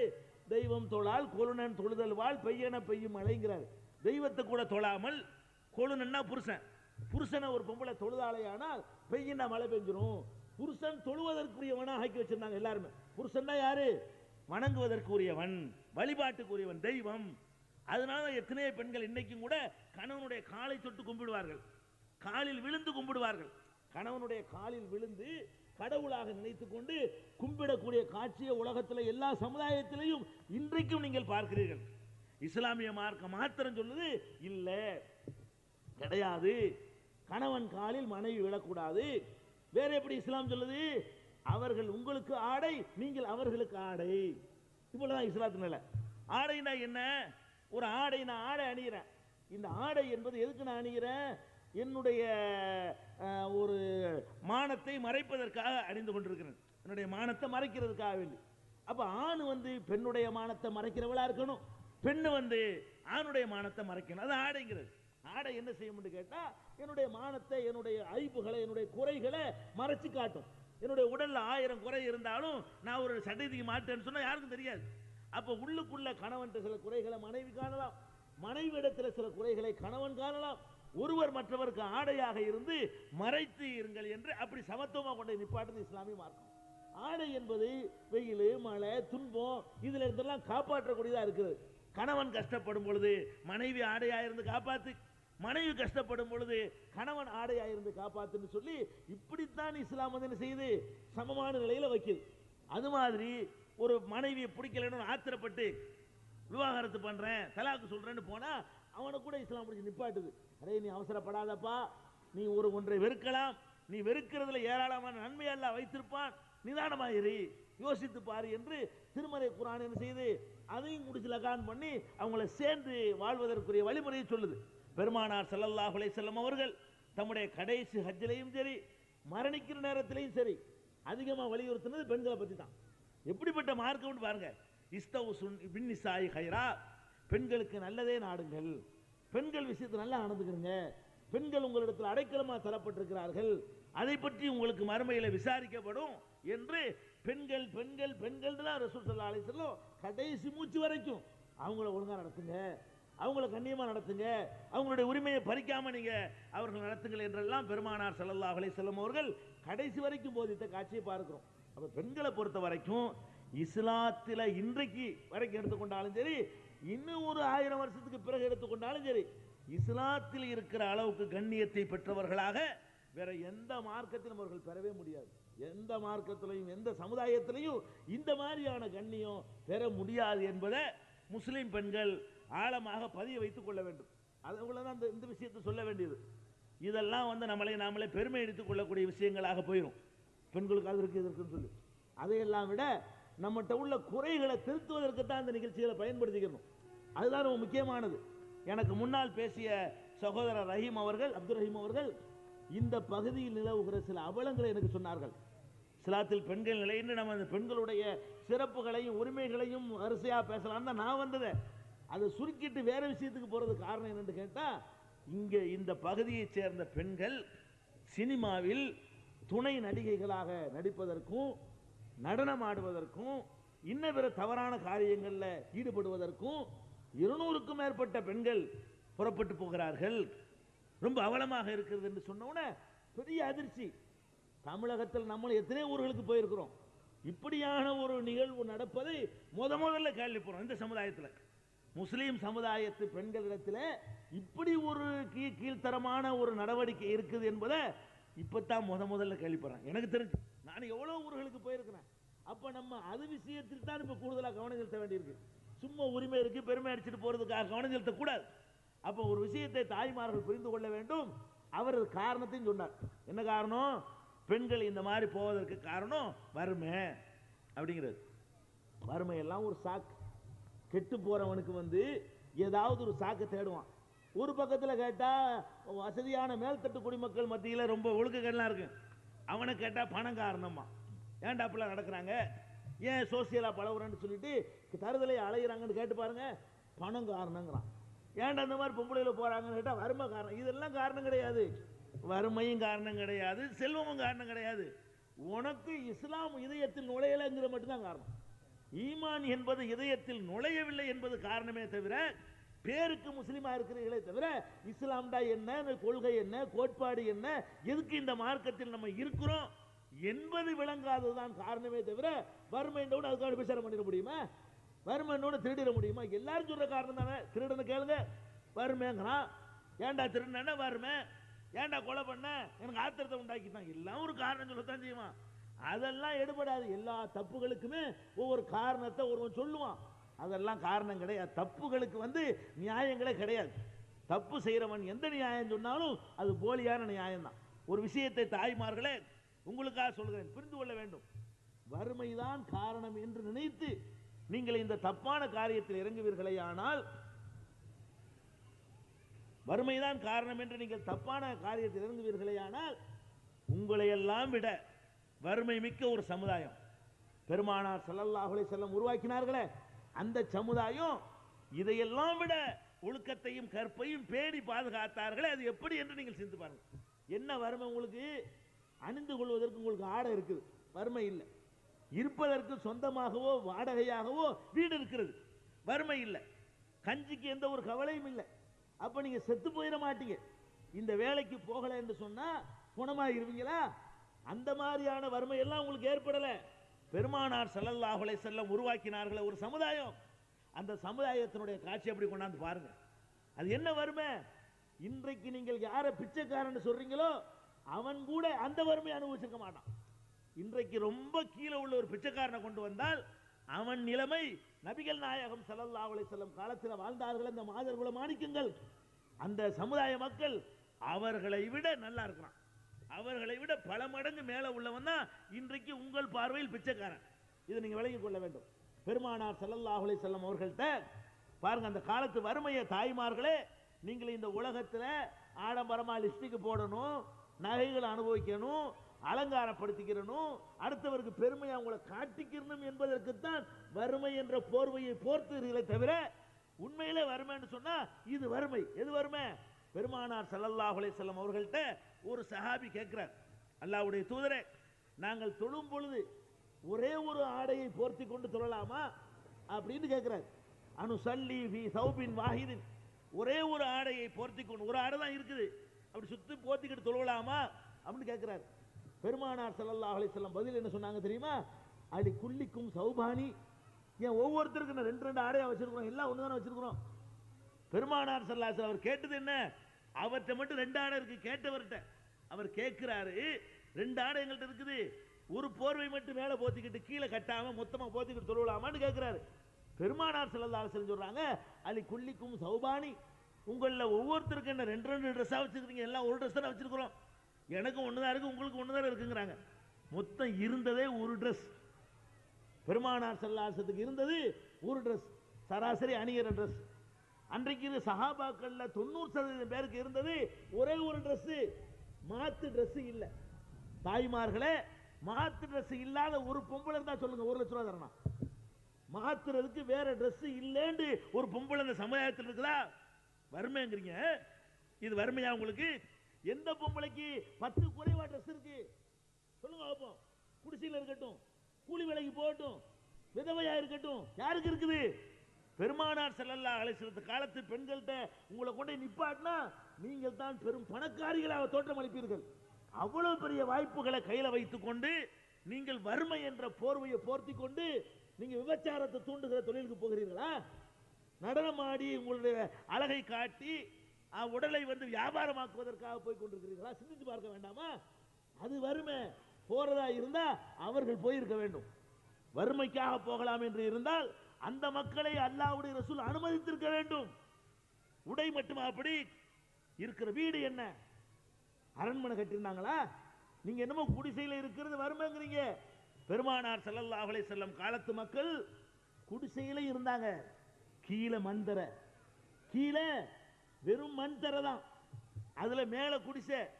குடிசைக்கு வாசல் கிடையாது, விரித்துக் கொள்ளுகிற பாய் இருக்குத, அந்த பாயைத்தான் மேல அப்படி போட்டு மூடி இருப்பாங்க. கதவு கிடையாது. விரித்துக் கொள்ளக்கூடிய பாயை, இந்த மாதிரி பாய் இருக்குத, இதை மேலதுக்கு போட்டிருந்தால் கதவு. அதான் அவர்களை மறைத்துக் கொள்ளக்கூடிய கதவாக இருக்குது. மேல ஒரு ஈச்ச மரத்து ஓலையினால் வேயப்பட்ட ஒரு குடிசை, அவ்வளவுதான். இதுல ஒரு கட்டில் கிடையாது, மெத்த கிடையாது. அது எவ்வளவு பெரிய ஏரியா அளவு, பெரிய அளவுக்கு இடங்கள்லாம் சும்மா ஃப்ரீயா கிடைச்ச காலம் அது. இந்த காலத்துல இடங்கள்லாம் காசு கொடுத்து வாங்க தேவையில்லை, வேணுங்கிற அளவுக்கு அவரவர் எடுத்துக்கொள்ளலாம். அப்படிப்பட்ட காலத்துல கூட சின்னதா தான் வச்சிருந்தாங்க. ஏன்னு கேட்டா பெருசா இருந்தா அவ்வளவுக்கு கூரைக்கு சாமான் வாங்கணும், இடம் ஃப்ரீயா கிடைக்கும். குடிசைக்கு போறதுக்கு அதுக்குள்ள கீத்துகளும் அதுக்குரிய குச்சிகளும் வாங்க வேண்டுமே, அதுக்கு வசதி இல்லாத காரணத்தினால எல்லாம் 10க்கு 10 தான் ஒரு வீடு. ஒரு வீடுனா எவ்வளவு? 10 அடி நீளம், 10 அடி அகலம். ஆயிஷா ரலியல்லாஹு அன்ஹா அவர்கள் அறிவிக்கிற அந்த ஹதீஸ் பலமுறை நீங்கள் கேட்டிருப்பீங்க. ஒரு தடவை ரசூல் ஸல்லல்லாஹு அலைஹி வஸல்லம் தொழுகிறாங்க, ஆயிஷா நாய் குறுக்கப்படுத்தனால தொழுவ முடியல. ஒரு ஆள் தொழுதால் ஒரு ஆள் படுக்க முடியாது, ஒரு ஆள் படுத்து கிடந்தால் ஒரு ஆள் தொழ முடியாது. 48 பிள்ளைகளா ரசூலுல்லாஹ்வுக்கு? அவளும் ஆயிஷாவும் மட்டும்தான். அவங்களும் ஆயிஷாவும் மட்டும் இருக்கிற அந்த ரூம்ல ஆயிஷா நாய்க்கு படுத்து கிடக்கும் போது நபி ஸல்லல்லாஹு அலைஹி வஸல்லம் அவர்களுக்கு தொழ முடியல என்று சொன்னா அந்த ஊடு எவ்வளவு பெருசா இருக்குன்னு கொஞ்சம் கற்பனை பண்ணுங்க. ஒரு குடிசை, முன்னாடி ஒரு பாய் தொங்க விடப்பட்டிருக்குது, கீழே மண்ணு, அளவு என்னடான்னு கேட்டா 10க்கு 10 கூட இல்லை. இது வறுமையா? நீங்க இருக்கிற வறுமையா? அந்த வறுமை நீங்க அடைஞ்சிட்டீங்க, அந்த அளவு கஷ்டத்தை நீங்க அடைஞ்சிட்டீங்களா? அப்ப ஆயிஷா நாயகியை விட மோசமான நிலைக்கு நீங்க வந்துட்டீங்களா? நீங்கள் வறுமையை காரணம் சொன்னா அல்லாஹ் ஏத்துக்குவான்னு நினைக்கிறீங்களா? ஒரு காலம் வறுமை கிடையாது. இன்றைக்கு இருக்கிற யார் சொன்னாலும் சரி வறுமை கூட அந்த கூடலாம் சொல்லுவான். நபிகள் நாயகம் ஸல்லல்லாஹு அலைஹி வஸல்லம் காலத்து மக்களுடைய வறுமையோடு ஒப்பிட்டால் எல்லாமே நல்ல சிறப்பான நிலையில் இருக்கிறான். பெருமானார் ஸல்லல்லாஹு அலைஹி வஸல்லம் காலத்துல ஒரு நாளைக்கு ஒரு குடும்பத்திற்கு, ஒரு நபருக்கு ஒரே ஒரு பேரிச்சம்பழம், ஒரு நாளைக்கு ஒரு நபருக்கு ஒரு பேரிச்சம்பழம் தான் உணவு. அந்த நிலை இருந்துச்சு பெருமானார் ஸல்லல்லாஹு அலைஹி வஸல்லம். போருக்கு அனுப்புறாங்க, அப்ப எண்ணி கொடுத்து விடுறாங்க. அது போர்ல திரும்பி வர்ற வரைக்கும் எது உணவுன்னா அந்த கொஞ்சோண்டு பேரிச்சம்பழம் தான் உணவு. அது எப்படி கொடுக்குறாங்க? ரேஷன்ல ஒவ்வொரு போர் வீரர்களுக்கும் ஒரு நாள் ஒன்றுக்கு ஒரு பேரிச்சம்பழம். லேச வாயில இனிப்புக்காக சுவைத்துக் கொள்ள வேண்டியதான், அதை வாயில போட்டு பிச்சு பிச்சு சப்பிக்கிறாங்க, அவ்வளவுதான். இதுல தான் வாழ்க்கையை ஓட்டினாங்க. ஒரு நாளைக்கு ஒரு பேரிச்சம்பழங்கிற நிலையில் இருக்கிற ஒருத்தனை காட்ட இயலுமா? அந்த உலகத்துல புளியந்தோப்புல காட்ட இயலுமா? மொத்த மெட்ராஸ்ல காட்ட இயலுமா? மொத்த தமிழ்நாட்டில் காட்ட இயலுமா? இந்தியா முழுசு தேர்ந்தாலும் காட்ட இயலுமா? ஒரு நாளைக்கு ஒரு பேரிச்சம்பழம் கிடைக்காதவன், ஒரு நாளைக்கு ஒரு பேரிச்சம்பழம் கூட கிடைக்காத வறுமையில் இருந்தாங்களே, அது வறுமை. இது வறுமையே கிடையாது. பெருமானார் ஸல்லல்லாஹு அலைஹி வஸல்லம் அவர்கள் பல நாட்கள் நீங்கள் இந்த உலகம் உங்களை மயக்கிறது.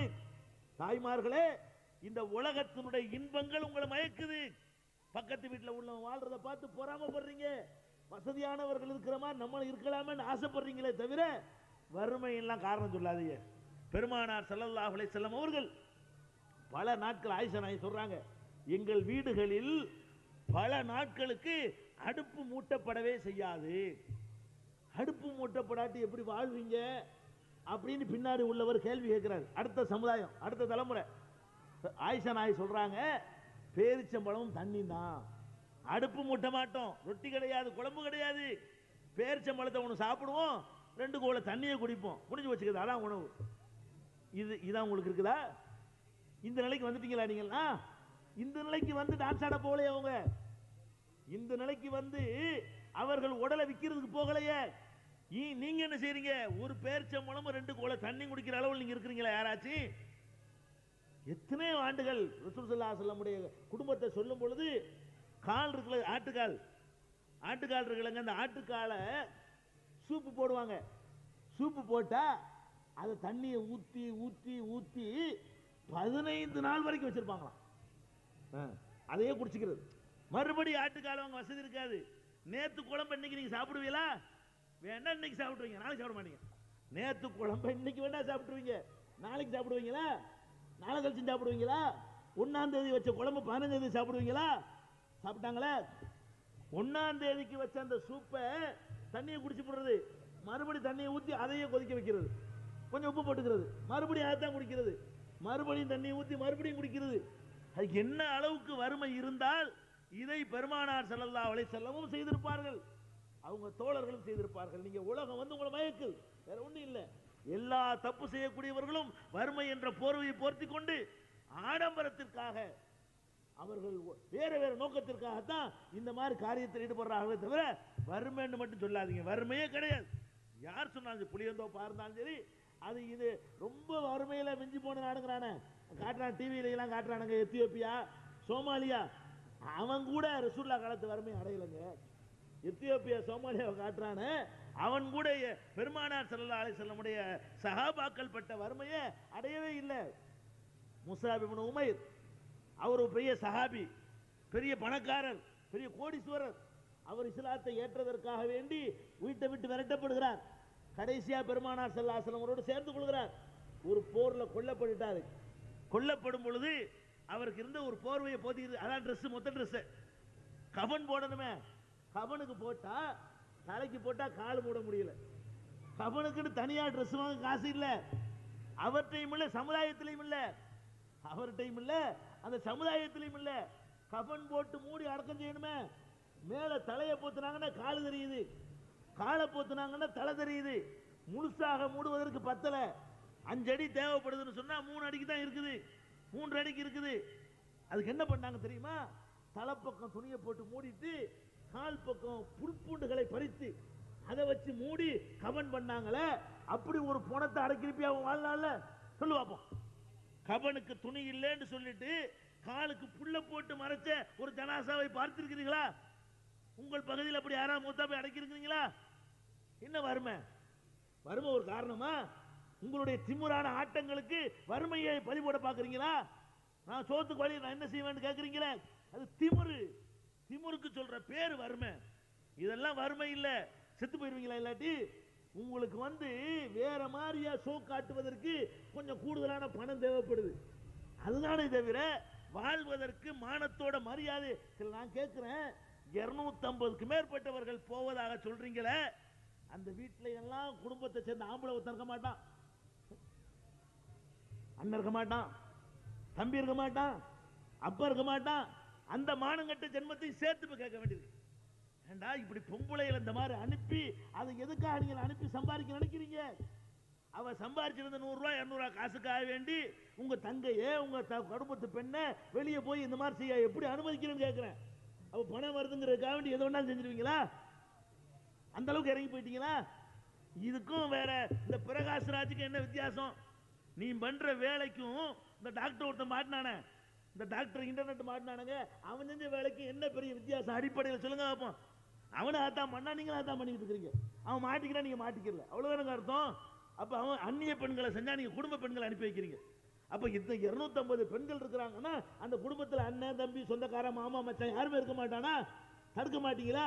எப்படி போகலான்னு கேட்க மாட்டீங்களா? என்னடா மானம் முக்கியம் இல்லையாங்க? ஒரு சமுதாயத்துக்கு மானம் மரியாதை கௌரவம் முக்கியம் இல்லையா? அப்ப இந்த மாதிரியான ஒரு கீழ்த்தரமான காரியங்களுக்கு போவதற்கு வறுமையை காரணமா காட்டாதீங்க. அந்த பெருமானார் ஸல்லல்லாஹு அலைஹி வஸல்லம் உருவாக்கிய அந்த சமுதாயத்தில் நிலவிய வறுமையை கொஞ்சம் அப்படி மனக்கண்ணில் கொண்டு வாங்க. வேற என்ன விஷயம்? ஏன் அந்த மக்கள் இருக்க முடிஞ்சு? நீங்கள் வறுமையை காரணம் காட்டி இப்படி போறீங்க. இன்னொரு அம்மா இன்னும் சொல்றான், இஸ்லாமிய மார்க்கத்தில் முஸ்லிம்களுக்கு முன்னுதாரணமா அல்லாஹ் யாரை சொல்றான் தெரியுமா? பொம்பளை தாங்க சொல்றான். எத்தனை ஆம்பளைங்கள் வந்துட்டு போயிருக்காங்க, எத்தனை நபிமார்கள் வந்திருக்கிறாங்க, அவர்களை எல்லாம் கூட அல்லாஹ் மாடலா காட்டல. யாரை காட்டுறான் தெரியுமா? ஒரு பெண்ணை காட்டுறான். இந்த ஒரு பொம்பளை பார், இந்த பொம்பளை மாதிரி நீ நடந்தால் நீ மூமின், இந்த பொம்பளை மாதிரி உன்னால் நடக்க முடியலன்னு சொன்னா நீ மூமின் இல்ல அப்படின்னு சொல்லி திருமறை குர்ஆன்ல அல்லாஹ் ஒரு பெண்ணை மாடலா காட்டுறான். எந்த பெண்ணு? லரபல்லாஹு மஸலன் லில்லதீன ஆமனு இம்ராஅத ஃபிரௌன். ஃபிரௌனை பத்தி உங்களுக்கு எல்லாம் தெரியும். பெரிய கொடியவன், மாமன்னன், பெரிய சக்கரவர்த்தி, சர்வாதிகாரி. அந்த ஃபிரௌன் என்பவனுக்கு ஒரு மனைவி இருக்கிறாங்க. அவங்க மனைவி பேர் ஆசியான்னு ஹதீஸ்ல இருக்குது, குர்ஆன்ல பேர் வரல. அப்ப இந்த ஃபிரௌனுடைய மனைவி பட்டத்து ராணியா இருக்கிறாங்க. பட்டத்து ராணியா என்னங்க கிடைக்கும்? ஒரு சாதாரண வார்டு உறுப்பினருக்கு பொண்டாட்டினால எவ்வளவு அந்தஸ்து, ஒரு எம்எல்ஏ பொண்டாட்டினா எவ்வளவு மரியாதை, ஒரு முதலமைச்சருக்கு பொண்டாட்டினா எவ்வளவு பெரிய கௌரவம், ஒரு பிரதமருக்கு பொண்டாட்டினா எவ்வளவு பெரிய மரியாதை கிடைக்கும். அப்ப சக்கரவர்த்தி யாரும் கேள்வி கேட்பார் இல்லாத ஒரு சக்கரவர்த்தியுடைய மனைவி என்று சொன்னால் அந்த காலத்துல, இந்த காலத்திலேயே ஆச்சு மன்னர்களுக்கு எல்லாத்தையும் பிடிங்கி விட்டாங்க. சட்டமன்றம், பாராளுமன்றம், பேப்பரு, பத்திரிக்கை, கோர்ட்டு, வழக்குன்னு நாரடிச்சு விட்டாங்க.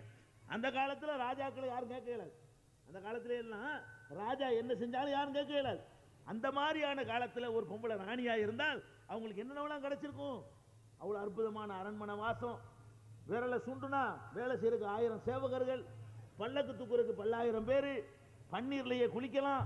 அந்த மாதிரியான வசதி வாய்ப்புகளை எல்லாம் பெற்றிருந்த அந்த அம்மா இவர் சொல்ற தப்பு, புருஷன் சொல்ற தப்பு, மூசா இருக்கிறார் சோத்துக்கு வழி இல்லாத மூசா, அவர் சொல்றது சரின்னு புரிஞ்சுக்கிட்டாங்க. மூசா அலைஹிஸ்ஸலாம் அவர்கள் ஒரு அல்லாஹ் வணங்குன்னு போதிச்சுக்கிட்டு இருக்கிறாங்க. ஃபிரௌன் என்பவன் நான் தான் கடவுள்னு சொல்லிட்டு இருக்கிறான். இந்த அம்மா என்ன செய்யறாங்க? ஃபிரௌனுடைய மனைவி மூசா அலைஹிஸ்ஸலாம் சொல்வதுதான் சரி என்று சொல்லி அவருடைய கொள்கை ஏத்துக்கிட்டாங்க. ஏத்துக்கிட்டா என்ன நடக்கும்? என்ன நடக்கும்? அந்த கொடுங்கோலனா இருக்கக்கூடியவன் மனைவிக்கு என்னென்ன வசதிகள்லாம் செஞ்சு கொடுத்தானோ அவளையும் பறிக்குமானா பறிக்க மாட்டானா? பறிச்சான். அரண்மனை போச்சு, சேவகர்கள் போனாங்க, வகை வகையா அணிகிறது போச்சு, வகை வகையான உணவு போச்சு, நீச்சல் குளம் போச்சு, எல்லா வாய்ப்புகளும் பறிக்கப்பட்டு போச்சு. தெரிஞ்சுக்கிட்டே தான் அந்த அம்மா எதிர்த்தாங்க, தெரிஞ்சுக்கிட்டே எதிர்த்தாங்க. போனது மட்டுமில்லை, இன்பத்தை மட்டுமா இழந்தாங்க, எக்ஸ்ட்ரா துன்பம் வேற, அடி, உத, சித்திரவதை, அது மாதிரியான துன்பங்களை அனுபவிக்கிறாங்க. இவ்வளவுக்கு மத்தியிலையும் அந்த அம்மா என்ன சொன்னாங்க தெரியுமா? இது காலத் ரப்பி புனிலே இந்தக பைத்தன் ஃபில் ஜன்னா. அந்த அம்மா சொன்னார்கள், இறைவா உன்னுடைய சொர்க்கத்தில் எனக்கு ஒரு அரண்மனையை தா. இந்த அரண்மனை எனக்கு வேண்டாம். இந்த அரண்மனை வேண்டும் என்றால் நான் அவன் சொல்றது சரி கண்டு இருப்பேன். இந்த அரண்மனையை விட எனக்கு அந்த அரண்மனை வேணும். ரப்பி புனிலே இந்தக பைத்தன் ஃபில் ஜன்னா. இறைவா ஜன்னத்தில் சொர்க்கத்தில் எனக்கு ஒரு அரண்மனையை தந்துவிடு. உன் அஜ்ஜினி மின் ஃபிரௌன வஅமலிஹி. ஃபிரௌனை விட்டு அவனுடைய சித்திரவதையை விட்டு என்னை காப்பாத்து. உன் அஜ்ஜினி மினல் கௌமில் ஸாலிமீன். அநியாயக்கார கூட்டத்திலிருந்து என்னை காப்பாத்துன்னு சொல்லி அந்த அம்மா பிரார்த்தனை பண்றாங்க. இந்த மாதிரி நடப்பவன் தான் மூமின் என்று அல்லாஹ் சொல்லி காட்டுறான். இந்த அம்மாவை சொல்லி காட்டிவிட்டு நீ உண்மையிலே என்னை நம்புறவனா இருந்தால் இந்த உலகத்து இன்பத்திற்காக நீ பாவம் செய்து விடக்கூடாது. இந்த உலகத்தில் சுகமாக இருப்பதற்காக வேண்டி என்னுடைய கட்டளைகளை மீறிடக்கூடாது. இந்த உலகத்தில் நல்லா இருக்கிறதுக்காக வேண்டி என்னுடைய கடமைகளை தவறிடக்கூடாது. இதுதான் அளவுகோல் என்று அல்லாஹ் சொல்லி காட்டுறான். அப்ப அரண்மனை வாசத்தில் அனுபவிச்ச அந்த அம்மா எட்டி பேசிட்டு போறாங்க. நீ அவங்க எட்டி காரித்து போனதுக்காக வேண்டி அலமோதுற. அவங்க எது வேணான்னு தூக்கி போட்டாங்களோ அது வேணும் என்பதற்காக வேண்டி ஆடை அவிழ்க்கிறதுக்கு தயாரா இருக்கிறோம், ஆட்டம் போட தயாரா இருக்கிறோம், ஆயிரக்கணக்கான பேர் பார்த்து ரசிக்க தயாரா இருக்கிறோம், அதுக்காக வேண்டி என்ன வந்தாலும் தயார்னு சொல்லி இறங்கிடுறோம்னு சொன்னா அப்ப என்ன அடிப்படை? ஈமான் வரல. இஸ்லாம் என்றால் எந்த ஒரு சமுதாயத்தில் உலகத்தில் ஒரு பேர் ஜாதின்னு நினைச்சுக்கிட்டு இருக்கிறோம். இஸ்லாம் அதா? அதுக்கு தானே இந்த மார்க்கம் உலகத்துக்கு அல்லாஹ் தந்தான்? இல்லை. ஈமான் என்பது, இஸ்லாம் என்பது என்னன்னு கேட்டா, இந்த வாழுகிற உலகம் அற்பமான உலகம். இன்னைக்கும் போயிடும், நாளைக்கும் போயிடும். 60 வருஷம் மிஞ்சி மிஞ்சி போனா நீ வாழ முடியும். ஒரு 70 வருஷம் வாழ்ந்துருவேன். அப்புறம் என்ன? அப்புறம் என்னங்கிற சொல்றதுக்கு பேர் தான் இஸ்லாம். இப்ப என்னங்கிறது சொல்றதுக்கு பேர் இஸ்லாம் இல்ல. அந்த சஹாபாக்கள்லாம் ஏன் அவ்வளவு கஷ்டத்தை சகிச்சுக்கிட்டாங்கன்னு சொன்னா, இப்ப சகிச்சுக்கிட்டோம்னு சொன்னா அங்க அல்லாஹ் நமக்கு சித்தப்படுத்தி வச்சிருக்கிறான், நினைச்சதெல்லாம் கிடைக்கும் என்று அவங்க நினைக்கும் பொழுது இந்த உலகத்தில் உள்ள எந்த கஷ்டமும் கஷ்டமா தெரியல, எந்த ஒரு இன்பமும் இன்பமா தெரியல. இதையெல்லாம் இழந்துட்டு அதை அடைய தயாரா இருந்தாங்க. அப்ப ஈமான் உங்க உள்ளத்துல இருந்தா இந்த உலகத்துல கஷ்டம் இருக்கான்னு நான் சொல்லவே இல்லை, இருக்கும். மூமினுக்கு தான் கஷ்டம் அதிகமா இருக்குங்க, நல்லவர்களுக்கு தான் கஷ்டம் அதிகமா இருக்கும். கஷ்டத்துல எவ்வளவு தேர்றேன்னு பாக்குறதுக்கு அல்லாஹ் பரீட்சை வைக்கிறான். கஷ்டமா இருக்குன்னு பரீட்சை எழுதாம போனா பாஸ் ஆக முடியுமா? பரீட்சை கொஸ்டின் கஷ்டமா இருக்கிறதுனால கஷ்டமா இருக்குது நான் பரீட்சை எழுத மாட்டேன், பரீட்சை எழுதாம இருந்தால் அன்னைக்கு ராகத்தா இருக்கலாம், எதிர்காலம் அதுக்கப்புறம் உள்ள காலம். அப்ப அதுக்காக வேண்டி கஷ்டப்பட்டு நீ பரீட்சை எழுதுறீல, அதே மாதிரி தான் ஆகிறது. இந்த உலகத்துல இந்த பரீட்சையில நான் தேர்வதற்கு முயற்சி பண்ணணுமே தவிர, உறுதியான நல்ல மார்க் எடுக்க முயற்சி பண்ணணுமே தவிர, இந்த மாதிரியான என்ன நமக்கு வந்துடக்கூடாது. தப்பான காரியத்தில் ஈடுபடக்கூடிய தாய்மார்களே, உங்களை கேட்கிறேன், நீங்கள் ஆட்டம் போட்டுக்கிட்டே இருக்கிறீங்க. ஆட்டம் போடும் போது உங்க உசுரெல்லாம் எடுத்துட்டான். அந்த நிலையிலேயே என்ன ஆகும் யோசிச்சு பாத்தீங்களா? எப்ப மரணம் வரும்னு உங்களுக்கு இருக்கா டயம் தெரியுமா? அல்லாஹ் அதை மறைச்சு வச்சிருக்கான்.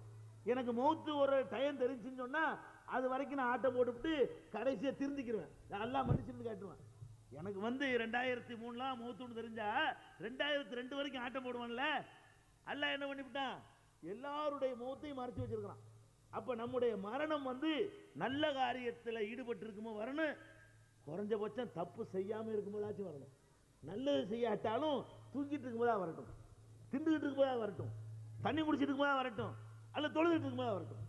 ஒன்னும் நல்ல காரியம் செய்யும் போது உனக்கு மௌத்து வரட்டும், இல்லைன்னா கெட்டது செய்யாம இருக்கும்போதா வரட்டும்.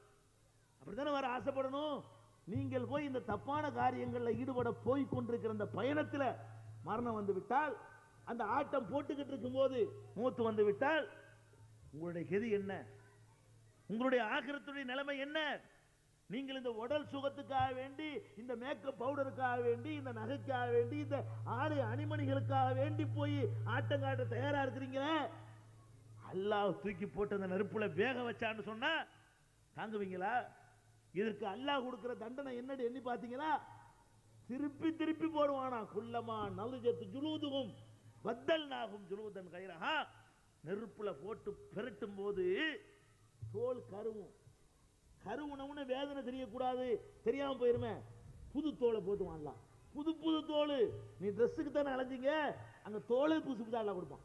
புது புது தோலை மாத்தி வேவு, நல்லா வெந்து போ, வெந்து போக வெந்து போக வெந்து போக திருப்பி திருப்பி தோலை மாத்தி எல்லாம் வேதனை செய்வானே, அதை தாங்கிக் கொள்ள உங்களுக்கு சக்தி இருந்தால் போய் ஆட்டம் போடுங்க. அதை தாங்கிறதுக்கு உங்களுடைய உடல்ல வலிமை இருந்தால் நீங்க என்ன வேண்டாலும் செய்யுங்க. அல்லாஹ் ரப்புல் ஆலமீன் சித்தப்படுத்தி வச்சிருக்கிற அந்த வேதனையில லட்சத்தில் ஒரு பங்கு அல்லாஹ் நமக்கு தந்தா கூட தாங்க முடியாது. சுப்ஹானல்லாஹ், அல்லாஹ் சித்தப்படுத்தி வச்சிருக்கிறான அதுல லட்சத்தில் ஒரு பங்கு வேதனை நமக்கு அல்லாஹ் தந்தா கூட நம்மால் தாங்க முடியாது. குறைஞ்சபட்ச வேதனை என்ன தெரியுமா? குறைஞ்சபட்ச வேதனை நரகத்துல குறைஞ்ச வேதனை. ரொம்ப சின்ன தப்பு செஞ்சிருப்பான அவனுக்கு கொடுக்கிற வேதனை என்னன்னு சொன்னா, நெருப்பாலான தீ கங்குகளாலான செருப்பு மாட்டப்படும் காலில் அந்த தீக்கங்குடைய வேகம் எவ்வளவு இருக்கும்னு கேட்டா, மாட்டினோட மூளை கொதிக்கும், கீழே செருப்பு மாட்டினா மேல மூளை கொதிக்கும். இதான் குறைஞ்சதுங்க. கூட உள்ள எப்படி இருக்குன்னு பாத்துக்கிறோம். குறைஞ்ச ஆக கீழ் நிலையில உள்ள தண்டனை இதுன்னு சொன்னா, உங்களுக்கு இதை கொடுத்துட்டாண்டு வைக்கும் அல்ல, தாங்குவீங்களா? ஒரு தீக்குச்சி சூடான பானையை துணி இல்லாம பிடிச்சி உங்களுக்கு இறக்க முடியுதா? சோத்து பானையை வெறுங்கையில பிடிச்சி வரிக்க எழுதா? வெந்நீக்கு மேல கொட்டிட்டா உங்களால தாங்க எழுதா? ஒரு தீக்குச்சி 10 போது லேசா பட்டா உங்களால தாங்க எழுதா? அல்ல சுட்டரிக்கிற வெயிலையாச்சும் உங்களுக்கு தாங்க எழுதா? அவ்வளவு கடுமை. அல்லாஹ் ரப்புல் ஆலமீன் பரிசு தரும் போது அப்படி தர்றான், குடிச்சு இருக்கும்போது அப்படி இருக்கிறான். அந்த ரப்பு பார்த்துட்டே இருக்கான் நம்மள, நம்முடைய ஆட்டம் பாட்டம் அம்பட்டையும் பார்த்துக்கிட்டு இருக்கிறான். இந்த வறுமையிலையும் ஆகிரத்தை நினைச்சு அல்லாஹ்வை நினைச்சு பயந்து இருக்கிறவங்க எத்தனை பேரு?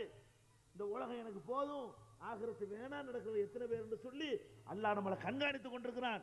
அருமை தாய்மார்களே, இப்படிப்பட்ட தாய்மார்களை பெற்ற குடும்பத்தினர்களே, இந்த தாய்மார்களை பற்றி அறிந்து வைத்திருக்கின்ற அக்கம் பக்கத்தில் இருக்கிற நல்ல தாய்மார்களே, இதெல்லாம் நீங்கள் எடுத்து சொல்ற கடமை இருக்குது. ஆகிரத்துக்காகத்தான் நம்ம இஸ்லாத்தில் இருக்கிறோம், அந்த உலகத்துக்காக வேண்டி இல்லை. எவ்வளோ நபிமார்கள் எதுக்கு அல்ல திருமதி குர்ஆன்ல நபிமார்கள் வரலாறு சொல்றான். நபிமார்கள்ல யாரு ஆட்சி அதிகாரம்ன்றது எத்தனை பேர்? ஒரு சுலைமான் நபி, ஒரு தாவூது நபி, ஒரு மூசா நபி பின்னாடி ஒரு அதிகாரத்துக்கு வந்தாரு. இப்படி விரல் விட்டு எண்ணக்கூடிய குறைந்த எண்ணிக்கையில் உள்ளவர்கள் தான் ஆட்சி அதிகாரத்தில் இருந்தாங்க. பாக்கி எல்லாரும் அடி ஓத வெட்டு குத்து கொலை ஊர் விளக்கம் இப்படிதான் கஷ்டப்பட்டாங்க. ஏன் கஷ்டப்பட்டாங்க? பெருமானார் ஸல்லல்லாஹு அலைஹி வஸல்லம் அவர்களை விட ஒரு பணக்காரங்களா அந்த சமுதாயத்தில் பெரிய கோடீஸ்வரர் அவங்க தானங்க. அவ்வளவு வசதி வாய்ப்புகள் இருந்தும் கூட தூக்கி எல்லாத்தையும் எரிஞ்சிட்டு உடுத்துன வேட்டியோட ஊரை விட்டு ஓடினாங்க. நீங்க என்னமோ மானத்தை விட்டுட்டு ஓடுறீங்க, வேற எதுக்கு ஓடுறீங்க? பெருமானார் ஸல்லல்லாஹு அலைஹி வஸல்லம் அவருடைய எத்தனை தோழர்களும் வசதி வாய்ப்புகள் இருந்து தான் இழந்துட்டு போனாங்க. இதை இல்லாம இருந்துகிட்டு அதுக்காக வேண்டி சகிச்சு கொள்ளல. ரசூல் ஸல்லல்லாஹு அலைஹி நினைச்சிருந்தார்களே ஆனால் இதை விட ஆடம்பரமா வாழ்ந்திருக்க முடியும், வேணான்னு தூக்கி போட்டு போனாங்க. அப்ப அந்த மாதிரியான ஒரு அடிப்படையிலிருந்து நீங்கள் கற்க வேண்டிய பாடம் இஸ்லாத்துக்கு நம்ம வந்தது ஆகிறதுக்காக வேண்டி, மறுமைக்காக வேண்டிதான். இன்னும் சொல்றேன், இந்த ஆட்டம் போடுறீங்க, நான் உலகத்துக்கு கணக்க பேசுவோமே, ஆட்டம் போடுறீங்க, எவ்வளவு நாளைக்கு போட்டுருவீங்க? எவ்வளவு நாளைக்கு போட்டுருங்க? ஒரு 65 வயசு கூட்டு போய் ஆட விடுவானவங்கள எவ்வளவு நாளைக்கு போட்டுருவீங்கிறேன்.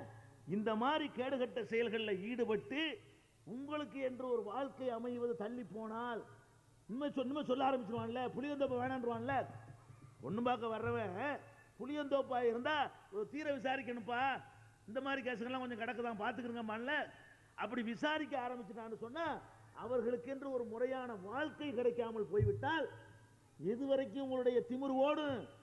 முறுக்கு இருக்கிற வரைக்கும் தான். முறுக்கு இருக்கிற வரைக்கும் தானுங்க. உடல் முறுக்கு அந்த இளமையில வரைக்கும் ஆட்டம் போடுவீங்க. ஒரு 35ல, ஒரு 40ல, ஒரு 45ல, அப்புறம் என்ன யோசிச்சு பார்க்கணும். உலகத்திலே நாதி இல்லாம நாசக்க எத்தனை பேரை பார்த்துருக்கிறோம்? எத்தனை பேர் ஆனானப்பட்ட சாவித்திரிய கோமா ஸ்டேஜில் கிடக்கும்போது யார் போய் பார்த்தா? நீ போய் லேசா அந்த ஆட்டம் போடுறதுக்கு போறிய. ஆனானப்பட்ட சாவித்திரிக்கு ஏற்பட்ட கதி என்ன தெரியுமா? ஆனானப்பட்ட சரோஜ தேவிலாம் என்ன ஆச்சு? உங்களை எல்லாம் விட பெரிய பெரிய ஆட்டம் போட்டவர்கள் எல்லாம் காணாம இப்ப. அந்த மாதிரி அல்லாஹ் ரப்பல் ஆலமீன் ஒரு பிடிச்சிருத்தான்னு வைங்களேன், அவ்வளவுதான் விஷயம். எத்தனை பேர் வந்து இன்னும் சொல்ல போனா எத்தனை நடிகைகள்லாம் ரோசத்துக்கு பயந்து சிலுக்குன்னும் அவன் இவன்னு தூக்கு மாட்டிட்டு சாவுறான். அவளுக்கு இருக்கிற ஒரு மான உணர்வாச்சு நமக்கு இருக்க வேணாம். அவளே இதெல்லாம் சகிச்சு கொள்ள முடியாம இப்படி போய் உடலை வித்து பிழைக்க வேண்டி இருக்குதே என்று தூக்கு மாட்டிட்டு சாவுற அளவுக்கு மான மரியாதை எத்தனை பேர் இருக்கிற காட்சியை பார்க்கிறோம். அதனால ஒரு நல்லா நினைத்துக் கொள்ளுங்கள், உங்கள்கிட்ட அந்த இளமை இருக்கிற வரைக்கும், கவர்ச்சி இருக்கிற வரைக்கும், குறிப்பிட்ட வயசு வரைக்கும் பலவித வல்லூர்கள் உங்களை பயன்படுத்த காத்து கொண்டிருக்கிறது. நல்லா விளங்கிக்கணும். உங்களுக்கு விளங்க மாட்டேங்குது, பெண்களுக்கு விளங்குவதில்லை. இந்த ஆண் வல்லூர்கள் எந்த வகையிலையாவது உங்களை ஒன்று அனுபவிக்கணும், அல்ல அனுபவிக்கிற கொண்டே கூட்டி கொடுக்கணும், அல்லது உங்களை வச்சு அவனும் சம்பாதிக்கணும் உங்களுக்கு தரணும் என்பதற்காக வேண்டி பலவித தீய சக்திகள் காத்து கிடக்கின்றன. ஒரு குறிப்பிட்ட வரைக்கும் தான். நீங்க வேணா பார்க்கலாம், சினிமாவில் பார்க்குறீங்க, சினிமாவில் எம்ஜிஆர் அப்பதானே புரியுற மாதிரி சில விஷயங்களை சொல்ல வேண்டியிருக்கு. எம்ஜிஆர் இருந்தாரு, நாங்க சின்ன பிள்ளையா இருந்த காலத்துல எம்ஜிஆர் தான். நாங்க எங்க பிள்ளை குட்டிகள் இளைஞரா வந்தாங்களே அப்பவும் எம்ஜிஆர் தான். எம்ஜிஆர் மாறவே இல்லை. ஆனா எம்ஜிஆர் நடிச்ச பொம்பளை எல்லாம் மாறினாலும் எம்ஜிஆர் அவர் நடிச்சுட்டே இருந்தாரு. 18 வயசு மாணவன் நடிப்பாரு. எம்ஜிஆர் நடிச்ச ஆட்கள்லாம் யாரு? இந்த ஜெயலலிதாவுடைய அம்மாவும் நடிச்சிச்சு, அப்புறம் ஜெயலலிதாவும் நடிச்சிச்சு. ஜெயலலிதாவுக்கு ஒரு மகை இருந்தா அப்ப அதுவும் நடிச்சிருக்கும், அவரோட நடிச்சிருக்கும். அப்ப எதுக்கு இதை சொல்றேன்னு கேட்டா, பொம்பளைகளுக்கு அவ்வளவுதான் மரியாதை. அதனாலதான் 3 வருஷத்துக்கு ஒருக்க புதுசு புதுசு சரக்கெல்லாம் வரும். பாத்தீங்கன்னா ஆம்பளை சரக்கு புதுசு புதுசா வராது. ஆம்பளை அதே கமல்ஹாசன் இருந்துட்டே இருப்பான், அதே ரஜினிகாந்த் இருந்துட்டே இருப்பான் சாவர வரைக்கும், அதே எம்ஜிஆர் அதே சிவாஜி இருப்பான். பொம்பளை எடுத்தீங்கன்னா ஒரு சீசன் சாவித்திரி சீசன் ஓடி போயிடும், ஒரு சீசன் சரோஜதேவி ஓடி போயிடும், ஒரு சீசன் விஜயகுமார் ஓடி போயிடும், அப்புறம் நக்மா சீசன் ஓடும், அப்புறம் ஜோதிகா சீசன் ஓடும், அப்புறம் சிம்ரன் ஓடும். இப்ப என்ன புது வரவு என்னமோ வந்துட்டு இருக்கு. எதுக்கு இதை சொல்றேன்? பெண்கள் நீங்கள் உங்களை புரிஞ்சுக்கணும். உங்களை வந்து ஒரு மார்க்கெட் வரைக்கும் உங்களை யூஸ் பண்ணுவான், தூக்கி போட்டுக்கிறோம். ஆண் வர்க்கம் ரசிக்கிறதுக்காக வேண்டி ஒரு குறிப்பிட்ட வயசுல இருந்தா தான் ரசிக்க முடியும் என்பதற்காக வேண்டி பெண்களை பயன்படுத்துறான் என்பதற்கு இந்த காட்சிகள் எல்லாம் ஆதாரமா இல்லையா? கண்ணு முன்னாடி இந்த சினிமாவில் எந்த துறைக்கு போய்கிட்டு இருக்கிறீங்களோ அதுல இருந்து நான் உதாரணம் காட்டுறேன். எப்படி நடந்து கொண்டிருக்கிறது? பொம்பளை வந்து அந்த வயசு வரைக்கும் தான் என்ன திறமை கருமை அதெல்லாம் தூக்கி போடுவான், நிக்க ஏழாது அங்க போய். ஆம்பளையா இருந்தா மட்டும்தான் அந்த அந்த சனியல்ல வந்து நிலைச்சு நிற்க முடியுமே தவிர பெண்களால் முடியாது.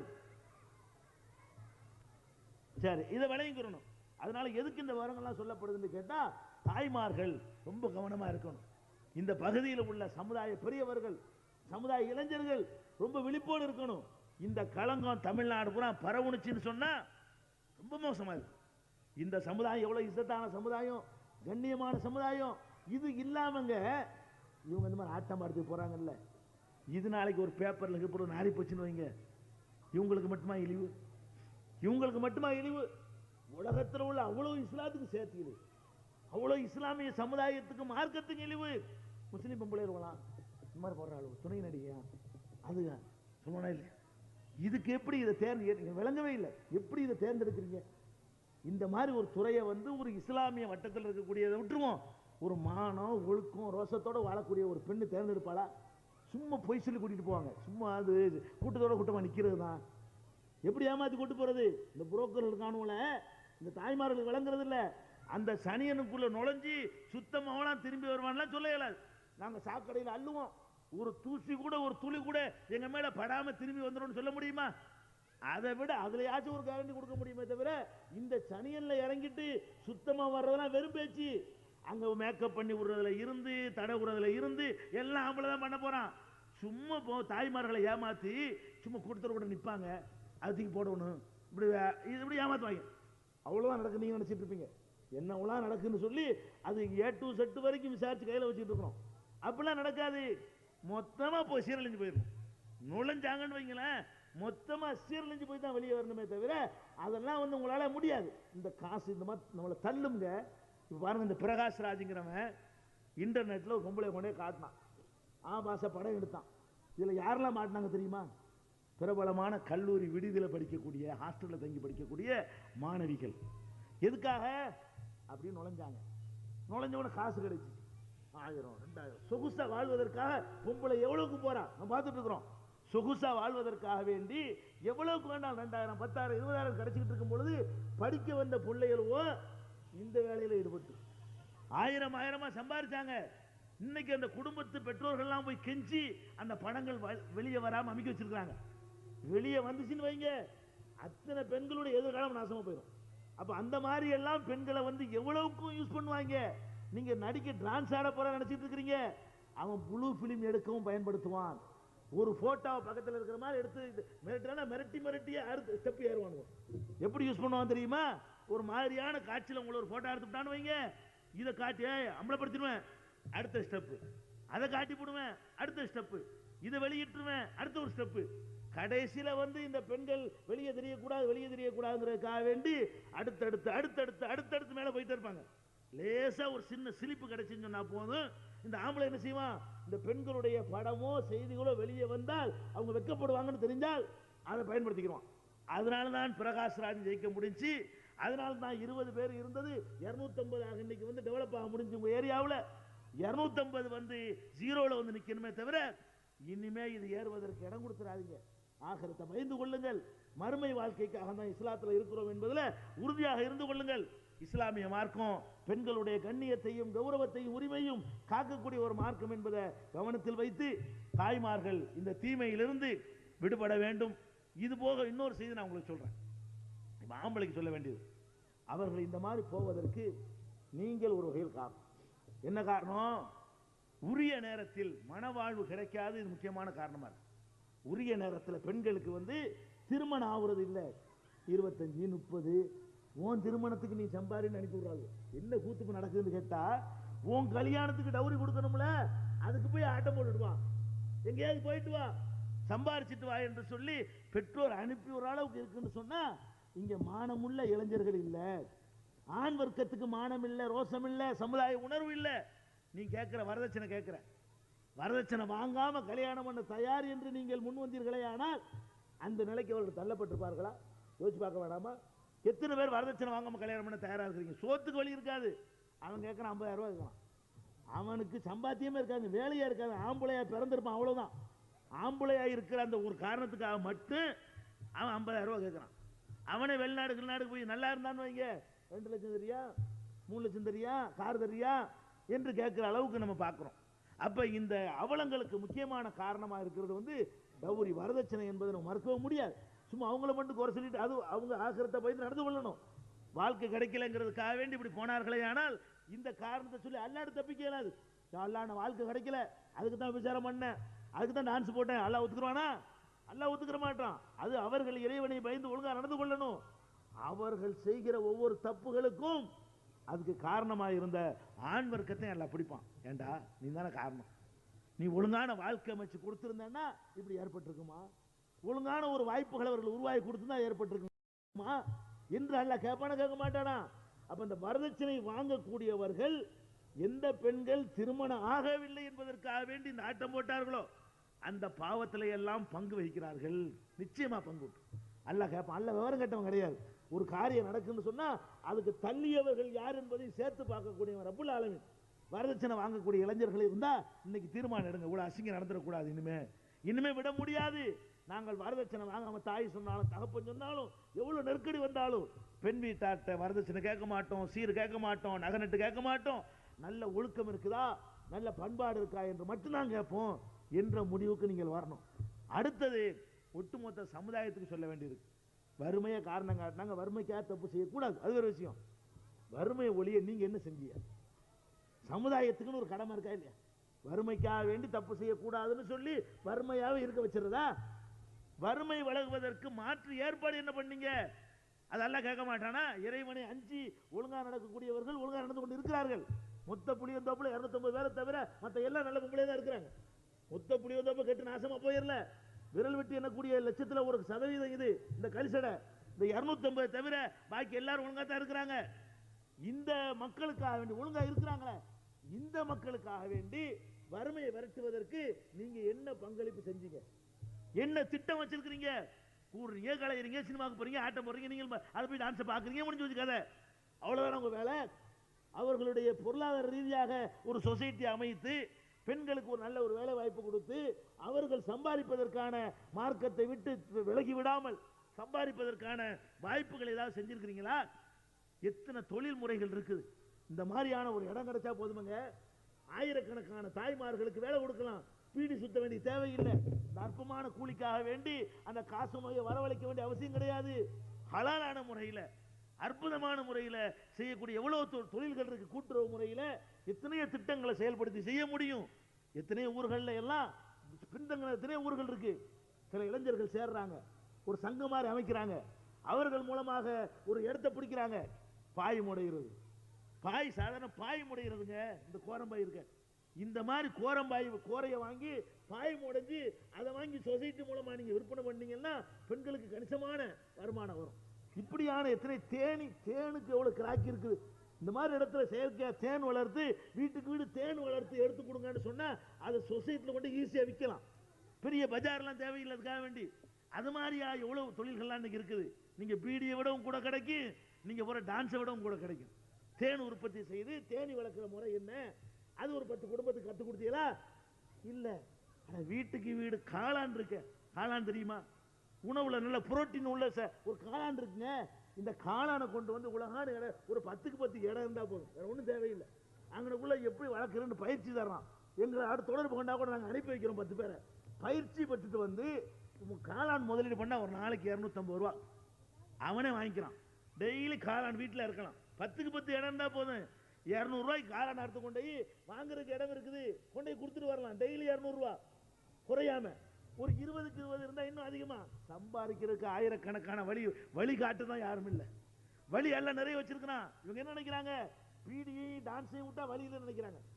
அந்த 2 தான் காட்டி கொடுத்துருக்கே தவிர 2 ஹராமு. பீடியும் ஹராமு தான். அடுத்தவனை கெடுக்கிறதுக்காக வேண்டி சுத்தி சாவுறதுக்காக வேண்டி நீ பீடி சுத்துற மட்டும் நியாயமா? இந்த ஹராமான 2 வழியைத்தான் நீங்க சொல்லி கொடுத்தீங்க தவிர சம்பாதிக்கிறதுக்கு கவர்மெண்ட்ல இருந்து எத்தனை விதமான திட்டங்கள் இருக்கு தெரியுமா? எத்தனை விதமான முயற்சிகள் செஞ்சா ஒரு 10 பேர் தெருவுக்கு முன்வாங்க, எங்களை தொடர்பு கொள்ளுங்க, ஆபீஸுக்கு வாங்க. அது மாதிரி சில பேர் அர்ப்பணிங்க. இந்த பெண்கள் எல்லாம் எங்க கொண்டு போயிடலாம். வீட்டுக்கு வீடு டெய்லி 200-300 ரூபாய் வருமானம் வரக்கூடிய அளவுக்கு ஹலாலாக உடலையும் விற்காம, மார்க்கத்தையும் விற்காம, கொள்கையும் விற்காம சுத்தமாக இருந்து கொண்டே சம்பாதிப்பதற்கு பல வழிமுறைகள் இருக்கு. கவலைப்படக்கூடியவர்கள் தான் இல்லை யாருமே. 4 கவலைப்படக்கூடியவர்கள் வந்தீர்களே, ஆனால் அதற்குரிய வழிமுறைகள் நம்ம காட்டி தருவோம். என்னென்ன வழிமுறைகள் எல்லாம் பெரிய முதலீடுலாம் தேவையில்லை. மெழுகுவத்தி தயாரித்து கொடுக்குறதுக்கு எத்தனை ஃபேக்டரி தெரியுமா? மெழுகுவத்தி கம்பெனிகள் இருக்குது. அந்த கம்பெனிகளில் மெழுகுவத்தி தயாரிக்க ஆள் வச்சு தயார் பண்ணால் அவனுக்கு கட்டுப்படி ஆக மாட்டேங்குது. அரசாங்கம் வந்து லேபரு அது இதுன்னு போட்டவங்க நான் சாவடிச்சு போடுறாங்க. அவன் என்ன பண்ணுறான், நீங்கள் சாமானை வாங்கிட்டு போய் உங்கள் வீட்டில் வந்து ஊற்றி கொண்டாந்து தாங்க, நாங்களே மூலப்பொருளும் தர்றோம், நாங்களே வாங்கிக்கிறோம் செய்கிறோங்கிறான். அப்படி எத்தனை நிறுவனங்கள் இருக்குது தெரியுமா?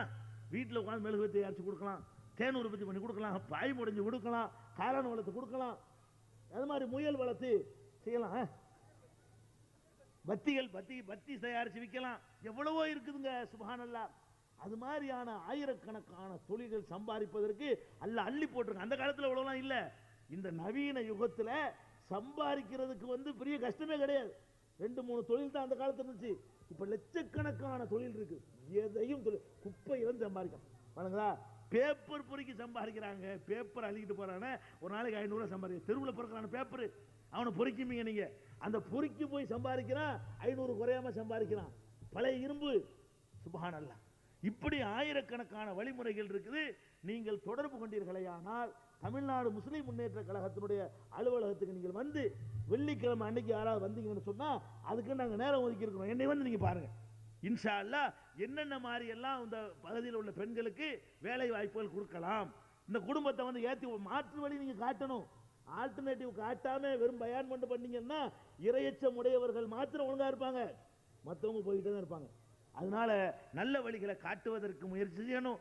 வரதட்சணை வாங்க மாட்டோம் என்ற சபதத்தை மேற்கொள்ள வேண்டும் என்று கேட்டுக்கொண்டு இந்த நிகழ்ச்சி நடத்துவதற்காக வேண்டி பல சிரமங்களுக்கு இடையில சகோதரர் நடத்துகிறார்கள்.